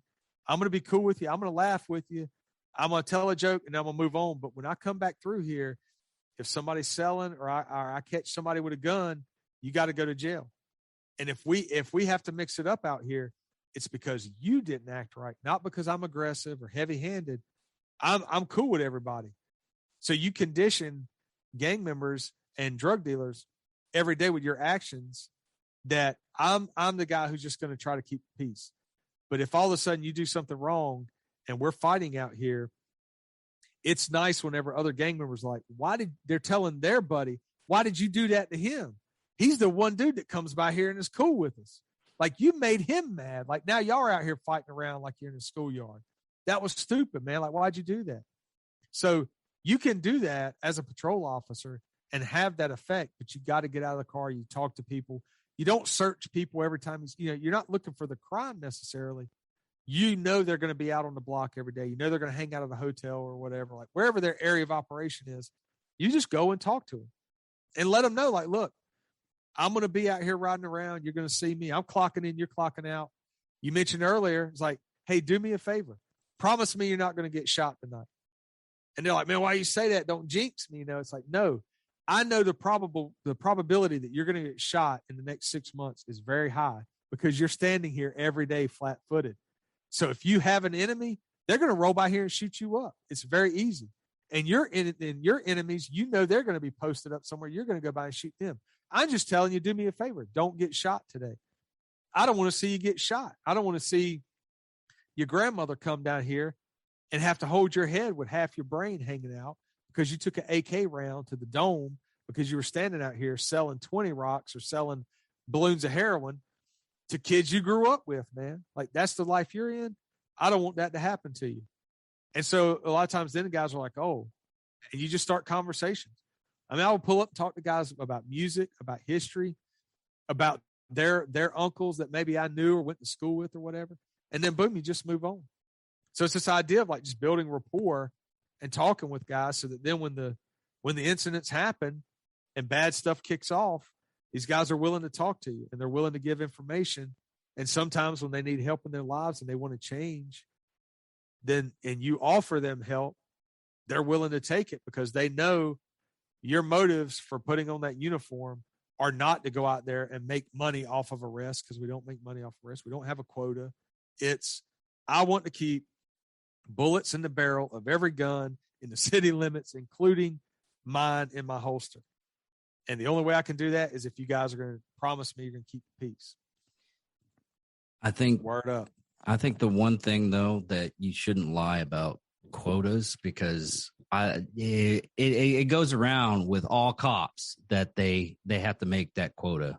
No. Oh, okay, I got you. I thought you were being serious. I was like, whoa. No. No, that's the crazy thing. Hey, I heard that, and I talked to cops. Yeah, my dad and everything. It's like, do they have quotas really? Because he's always said that. Yeah. They're pulling me over because they got a quota this month. No, like we don't have quotas. Now they may have had that, 30, they probably 40 years did. ago. Yeah, they probably did, because you have to measure someone's activity. You are literally wasting the taxpayers' money when you come to work and sit in a parking lot all day and only respond to dispatches, because now crime is going to increase in your area. If you're not stopping cars, your collisions are going to increase because people are going to speed and reckless driving, and you can see it in every city. So there's not such thing as a quota. When I was on patrol, we would have to fill out daily activity logs, and it's still the same thing. You have to be able to explain what you did in an 8, 10, or 12-hour shift, because there's so much chaos. I mean, you going have the on. same thing when you're in the military, what you did that day. And some of them, like, Right. when they were doing like security, Uh-huh. I forget what it's called, but I was talking to a Marine that he was like, because he had a funny thing that he had to put in the log. He was talking about, because you got to do an hourly log. Okay. But you do what's happening every hour, like nothing happening, did rounds, found nothing. Well, one of the first sergeants was having an affair, and he kind of put that in the log. Oh no! And hey, he got it. It was one of those things he couldn't get. It was like, I can't yell at you, right? But don't ever fucking do that again. Right. Yeah. Make stuff up. Yeah. So but that's the thing. Pencil. Yeah. So that was the thing. Like when we were doing daily activities, the sergeant would then look at your daily or whatever, and then would talk to you about whatever you were doing, because we were so beat centric. Like our area that we were responsible for in our district was very small plots of land. So you divide up the district, a certain region of the city, in these small plots of land, so that each officer stays in that geographical area and knows the heartbeat of that activity. You know what the store looks like in your most violent area, because everybody goes there and buys drinks and chips and, whatever sundries they need that are quick to buy. But you also know the same 10 guys that hang out there every friggin' day, right? Yeah. So you know that, you know, when you pull up on that block one day and there's no one at the store, something bad's about to happen. Do you know what I'm saying? So no, I totally get it. Yeah. So the activity logs and stuff and the ability to follow that is one. As a sergeant, you want to know, can an officer go out there, enforce the law, clear dispatches, like get to a scene, work it? Can they stop a car safely? Can they use their discretion and write tickets and all this stuff? So like there are officers sometimes that will not go and stop cars. They don't want to create a problem. So now you're looking at it going, okay, on your beat or your area, you're never stopping cars for 12 hours. So if you're taking motor vehicle collisions at a major intersection every day at 5:00 p.m. during rush hour, it's because there's never blue lights going on there. Like you need to be over there stopping cars so that as citizens are driving through, they see the traffic stops and go, oh yeah, I forgot. I don't need to do 60 miles an hour in a 45 mile an hour zone and run this stoplight, or whatever it is. Like I need to be aware of my surroundings. The blue lights is that's the reminder, because no adult wants to have to get tickets and go to court or pay these fines. I'm not saying write tickets every car you stop. You have to have that police presence. Right now, you got major cities and major suburban areas with urban sprawl that are pushing motor vehicle death collisions 300% and 400% increases. And then you look at their traffic stops, and their traffic stops have dropped by 70 or 80%. So you do the correlation and go, okay, the people that are getting in these collisions are not drunk. This is not DWIs. This is reckless driving. This is speeding. This is constant conditioning of drivers to go, no one's around, I'm not getting a ticket, so I'm gonna floor it. I'm gonna take my chance. Because it's hard. It's very hard to go through the same intersection every day when you're going to and from work, and you constantly see blue lights out there and officers, or not even, maybe they're not even have someone stop, but they're parked near the intersection and they're waiting. So they're like, oh, they're waiting to stop somebody. You're now going, okay, for the next week, that thought's in your head. And then the next week goes and maybe you don't see a cop, but then the next week you see them, you're like, man, they're on their A game. I'm not trying to get a ticket. When I hit this area, I'm going to slow down. That's how you actually, as a beat officer, can decrease motor vehicle collisions in certain areas where they're repeatedly occurring, just by your sheer presence. Like you don't have to write every violation. I never did. I would stop a lot of cars and just be like, look, pump the brakes when you come up this stop sign, because everybody runs the stop sign and they get hit in the side of the driver's side door, and you're going to get hurt. You're coming through here twice a day, every day, going to and from work. I'm glad you got a job. I want you to get home to your family or whatever. Like, just hit those brakes, stop, look both ways, and then roll on, But I'm not going to write you a ticket. I just don't want to see you out here dead. And then boom, because then if I'm not writing tickets, I'm just doing discretion, then I can stop 20 cars in like an hour and a half. And what am I doing? I'm conditioning those daily drivers, slow down, be aware of your surroundings. Now I don't have to take 3 and 4 motor vehicle collisions in this 12-hour shift. I may only take one, or I may not even take that one.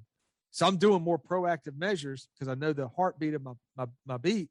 I know I'm going to be there and do what I like. Hey guys, I'm going to be out of service. I'm going to bang out about 5 or 6 traffic stops here because I don't want to be taking motor vehicle collisions. But then 2 hours later, hey, I'll go with you and we'll go search this abandoned house. And what are we going to find? We're going to find guys hiding there with guns, gang members in there packaging up drugs, or ghosts. Oh, or yeah.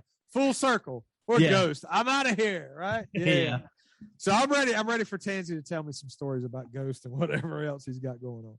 But no, it also works kind of in reverse. And I don't want anybody to do what I suggest you to do, but if you're leaving a bar like 11 to like 2 to 4, that's the drunk DUI hours.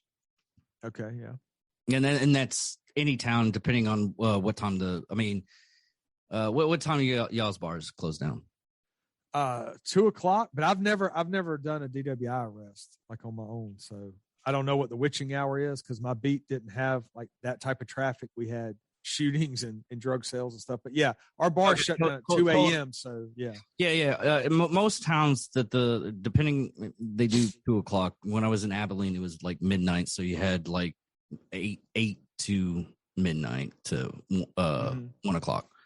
Okay. During that time frame, drive carefully. Yeah, right. Yeah. Don't cause any trouble. Of course, Abilene was totally different because it was a very high religious town that got pissed off of a lot of the airmen, getting drunk and belligerent. Yeah. And if you stub your toe and tripped a little bit, they would arrest you. Yeah, because they want to condition you to behave properly instead of beating up all their citizens and impregnating all their daughters. Right? That's what it felt like when I was in the Army. I don't know what you're talking about. I mean, I did not I would drive 45 minutes away from my post to go to a major city because when I went to any bars or any restaurants outside of post, everybody stared at you like you were the worst person in the world. Oh, I didn't. Because they see you're high and tight, back then they knew. I didn't have to worry about that. Uh-huh. Yeah, because Abilene is 3 hours away from Wichita Falls, my hometown. Mm-hmm. I went to the Air Force. I never left Texas. Okay. Why? The only time I went anywhere, and I've been all of Europe, most of Europe and Middle East, but those are TUIs. Those are my duty station. I didn't even for my basic. I went to San Antonio. Oh, that's where Air Force is basic. So I never really left Texas. That's kind of nice though. Texas is a good state, right? Yeah. But it's one of those things. It's one of those things we're getting. A lot of the people that are on my podcast now that are like the extra hosts I have. Mm-hmm. It's really funny because Johnny he lived here for a long time. He lived in Wichita Falls for a long time and lived in Texas, and then he went in the Army. But he was technically never born in Texas. He was born in San Diego, I think, or California. Okay. And my other buddy, I think, is Wisconsin or Michigan. Mm-hmm. And they're like, "Oh yeah, Texas is so great and everything like that." And I'm like, "Huh? Were you born in Texas?" Right. No, we were a transplant. Yeah, don't do that. I'm one of those people that decided to go up to the Alamo and fight a Mexican because it's part of my my heritage. Really? Oh, it was funny. Yeah. A friend of mine that was Mexican, me, we just played fight in front of the Alamo. Oh, okay, yeah. and And I was like, and then the other thing is,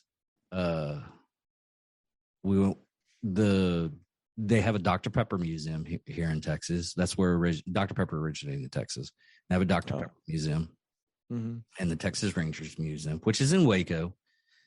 Which, by the way, that little area, David Koresh. Yes, yeah. Actually, I did a Psychos and Sociopaths episode about David Koresh and that whole situation there, the whole shootout and everything like that. One of the guys who is, I think he's still living there. When he was a kid, they would go there and pick up boxes of ammo if they were. Ooh. That's how much ammo was there. Yeah, I remember that. Like, yeah, they got like shell case. It was like, well, we can go over there, get shell cases and boxes of ammo. We just come back and just rinse, lather, and repeat. I was like, yeah, are you kidding me? That much? Yeah. Yeah, when you talk about Texas Rangers Museum, have you ever heard of Frank Hamer? Yeah. So I did an article on him because everybody knows him. What's that? A highwayman. He was. Yeah. After Mama, who was from what I hear from history, she was a con. And she disbanded the Texas Rangers. And then the Bonnie and Clyde stuff happened. And then she had to get Frank Haynes, and he got somebody else. I can't remember the other guy. But there were a few of them. There were actually a few of them. There were I think 3 other guys. One of his like buddies that he was too. Right, yeah. And after they did the escapade and everything like that, they reinstated the Texas Rangers after that. Because of Clyde. Yeah, I think that at one point early on they had some shootings down on the border that were basically like could have been classified. Like there was just a lot of controversy around it. So yeah, some of the stuff I read, obviously I wasn't living then, so I'm speaking on things that I've read. So I'm trying not to mess up the facts, but there are certain passages coming in from Mexico into Texas that they knew if they set up on those passages at like 3 a.m, these bands of 20 or 30 dudes would come through, these criminals, and they're all on horseback. And so they would come into Texas, commit crimes, and then go back to Mexico. Right. Yeah, it was a lot of cattle rustling. Yeah. So they're having like shootouts at night along these paths. And Frank Hamer was one of those guys that early on in his career was just really good at fighting and shooting. And he was a very good study of human behavior. So, I mean, there's like all these different shootings he's involved in, times he got shot, times that he became a town marshal and the name of the town will come to me in a minute. It's in Texas. But he goes into that town and he's getting paid by the town to basically be one of the only cops there. Well, they had this thing called the White Man's Union. It was sort of like the Klan version, sort of in Texas. White men that were trying to subjugate black families in this town. So the town was kind of segregated, right? So Frank Hamer gets in there and it's basically the town's kind of telling him, hey, the White Man's Union is law here. That's who runs things. He goes in the way this one book documents it. He goes in, sees this dude standing out in the street, goes over to him, he's got a long beard, and grabs him by his beard and yanks him straight down into the ground, like face first, boom, busts his jaw and face all up, and tells him, the White Man's Union is not the law in this town. I'm the law in this town. And then he would go out there at like noon or 1 o'clock and practice shooting to show the whole city or the whole town, you can pull a gun on me, but I'm going to smoke you. Like, I know what I'm doing with this thing. So he had made a few arrests where people wanted to resist, and he'd put the knuckles on them. So they realized he can fight and he can shoot, but he was also winning the hearts and minds of the town. And I forget the jazz musician's name, but there's a famous jazz musician who was a teenager in that town, and he would actually ride around with Frank Hamer on like a horse and carriage. And so if anybody looked at this kid wrong or said anything rude to him, he would deal with them, right? Like it was almost like this kid was like his little sidekick. But he ends up basically destroying the white man's union in that town. They built a statue for him, right? Oh, wow. So he moves on and goes, I think he goes back to the Texas Rangers then. And when he's in the Texas Rangers, like at the height of his activity, he's busting up lynch mobs. So you're getting into like the Red Summer of like 1919 and stuff. So you start getting into these eras of lynch mobs, and the Texas Rangers were having to come in and stop them, right? So there are stories that he usually use a Tommy gun or a Thompson machine gun, but there are stories of like him going to the courthouse in these small towns, and usually the pattern was a black man would be charged with a murder, a shooting, a rape, or something.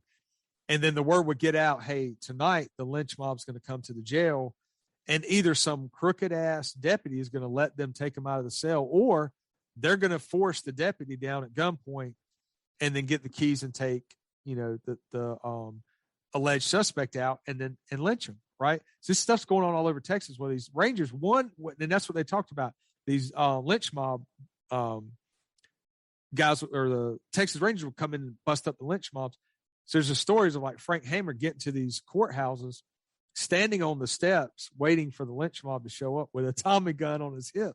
And they show up, and he would basically tell them, come on, you come on and come in this courthouse. I got a bullet for everybody in the crowd. And so it was almost like these mobs were so used to officers being scared or potentially sympathizing with them because of racism and stuff. And he's like, no. Like, this is my job right now is to stop you. And if by stopping you, I got to empty this magazine and reload, and that's what's going to happen. So sometimes that would solve the problem. Other times he would he would have informants. He would go in, get the inmate or the suspect, the alleged suspect, and smuggle them out like a back door in a disguise or whatever, and hide them out. They jump trains, or they would hide them out in houses. And so then when the lynch mob would show up, there's nobody there for them to kill or to lynch. So there's like one story where he and a deputy had to flee from a courthouse. They set the courthouse on fire and tried to burn them out. And so he and this deputy take the defendant and run out the back, and they're like hitting all these swamps and going for like 45 minutes, get to a train, jump a train, and go to like a completely different city, and then get linked back up with their Rangers and be like, look, this is what we had to do.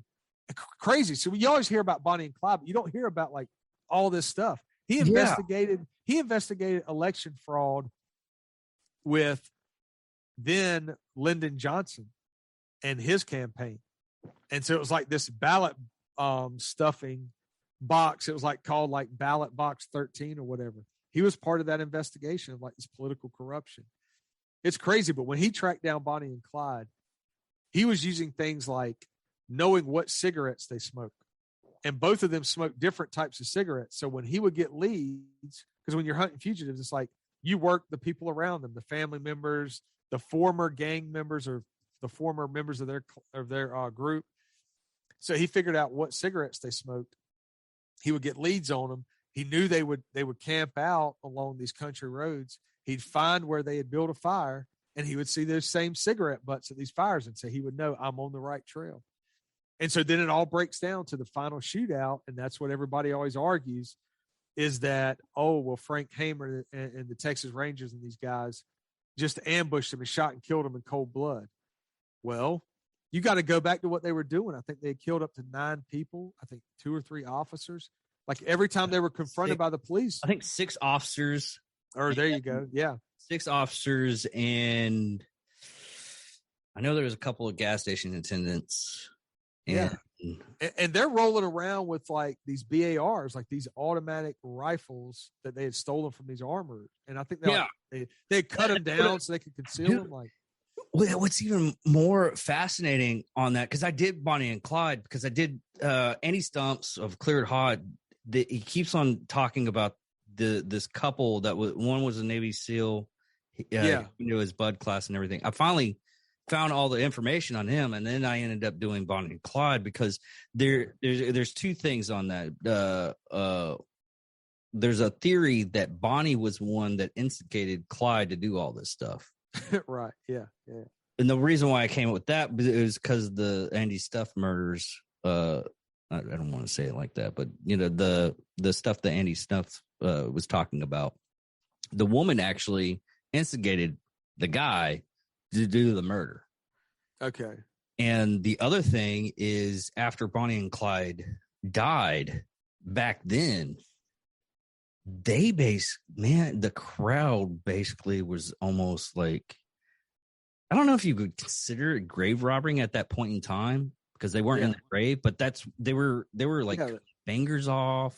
Yeah. Grabbing ears. stuff from the crime scenes and stuff. Yes. I mean, the person because the car was stolen, and they were about to, one of the officers, because I think they didn't get the reward. They were supposed to get the reward, but the only thing they ended up getting was like the car. I forget. Yeah. But the owner of the car wanted the car back, and he ended up selling it. I think it's in Vegas now. And it probably is like that museum. In Vegas, and they bought it for like $200,000. Yeah, but like when I was reading all it, it's a really good book. It's basically just Frank Hamer, Texas Ranger, and it's like a 400 or 500 page book. But that dude, like when you read about his life, it's crazy. I mean, he got shot. I think the first time he was shot, he was like 16 or 17. Jeez. And he got shot with like buckshot from a neighbor. At one point, somehow he stumbled into a person that wanted to rob like a bank or something. And he was young. He was like 17 or 18. They were like trying to talk him into going and robbing a bank. But it's a crazy, crazy life. But that whole idea of tracking fugitives, and they kind of brought him in, like you were talking about earlier. It was like, hey, this is what you do. Because he was really good at finding people. Like, in the book's got all these different cases of a cop killer from like Utah that had come. He was jumping the border, so they knew he was fleeing back from Utah to try to get into Mexico. And because Frank Hamer knew the border passages and stuff like that, they would set up for these guys and then get into these shootouts. I mean, I want to say, man, he was in like 30 or 40 shootings, probably more than that, because I'm terrible with numbers, and it's been a couple years since I wrote that article. But I just remember being blown away by all the other stuff he did. Like that whole thing. Yeah. It was in Navasota, Texas. Same thing like that. Like where he just is bouncing around doing these things. Yeah, they have a whole area up at the Texas Ranger Museum of all of his. Yeah, it is. Yeah. But what's crazy to me is like, and his wife. So he passed away. His wife sued the movie production company or whatever that made the Bonnie and Clyde movie in the like late 70s, I think it was, or whatever. 69, 70, I think. Yeah, somewhere around there. So it was. You know what I'm talking about, yeah, right? Yeah. The one, Faye Dunaway, and God, I can't remember his name. Yeah, Dick Tracy. It'll come to me.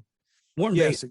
Warren Beatty, yeah, Warren Beatty and Faye Dunaway. So, and Uncle Jesse from Dukes of Hazzard. I think Uncle Jesse may have played Frank Hamer, but they use his real name in the movie and do a whole scene where they like kidnap him and he's scared to death. And none of that never happened. Yeah, none of it happened. So when people watch that movie and then they hear about Frank Hamer, and if I remember right, that was supposedly the motive why he ambushed them, which was not true at all. Like it never happened, and he didn't ambush them, or whatever. So, but anyway, that she had sued them, and I think got like $30,000 maybe or something, because they had used his name without his permission and basically defamed his character. Yeah. But back then it was just like crazy to think that, and there was a famous actor that loved to talk to him, because that actor would play these like cowboy roles and these cop roles. And so he would love to talk to Frank, because the way the book documents it is like Frank would talk about these shootings. Like it's nothing. Like, yeah, this is what happens. Usually if you can get the first shot, this person's worried about going to prison and worried about getting shot. And like we train. So all I'm worried about are my sights on him. And am I squeezing the trigger? You know what I mean? It was like with this actor, and I can't remember his name right now, but he loved talking to Frank because Frank was doing these real life things that this guy only portrays in the movie. Yeah. So it's just pretty, it's a great book, man. But like you've been there to the museum, which I would imagine is really, really cool. But Yeah, but doing like the Texas museums around here, like the Gonzales one was kind of depressing. The Gonzales town, the Gonzales flag. Come and take it. Yeah. You know how big that cannon is? Take it. I don't Take a monster cannon. It's pretty much almost the same size. Good Lord. That's the size of the cannon. It's really small. You could handle it. You could pick it up. But the story about that is they finally got that cannon fixed, and the Mexican army wanted to take away that cannon and add it to their arsenal and everything. And the town of Gonzales didn't want them to do it. So they said, come and take it. And they fought for it. Oh, okay. But the other place, if you ever come to Texas to visit, is in San Antonio. I can't remember the hotel name. It's like Marriott or something like that. Mm-hmm. But it's the hotel where Theodore Roosevelt signed the Rough Riders. Oh, wow. Okay. Yeah, it's in San Antonio. It is. Oh my God! They have a cigar bar. It's a place to go. I mean, if you're not like drunk or anything like that, you don't smoke, but the history's there. They still have like a lot of the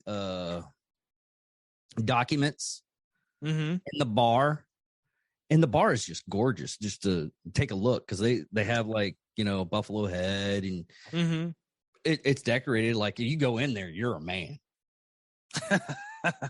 Like you can feel the manhood. You just walked into the set of Hateful Eight or something, like Tarantino's Hateful Eight. Okay, pretty much. You walk in there, and you're like, I think I just got a woman pregnant.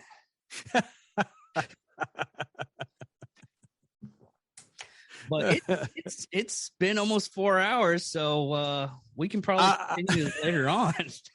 Yeah, I was about to say, look, you're probably got to like break this up in a hour.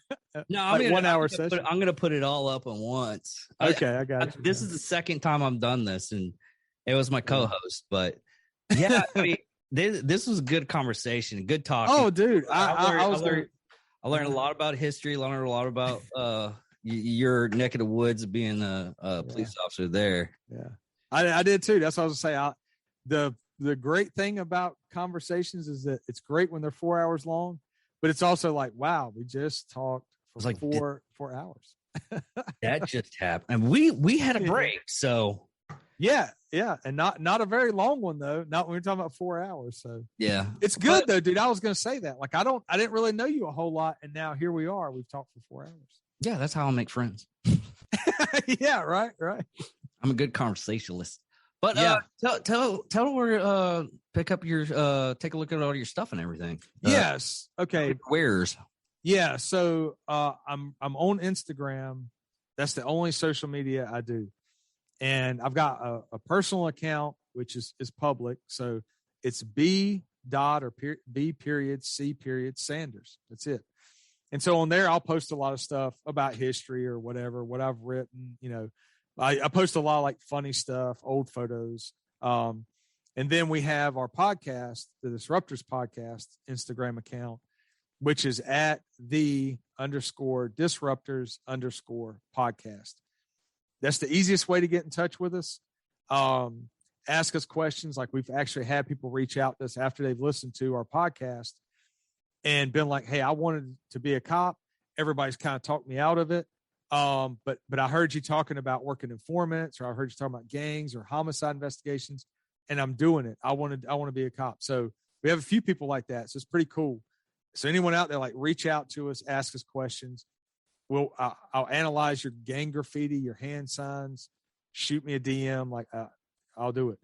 Then we also do have an email address because we're not really on a lot of social media platforms. So we've had people email us stuff like that, like, hey, what does this mean? What does that mean? Will y'all come to our city and train or whatever?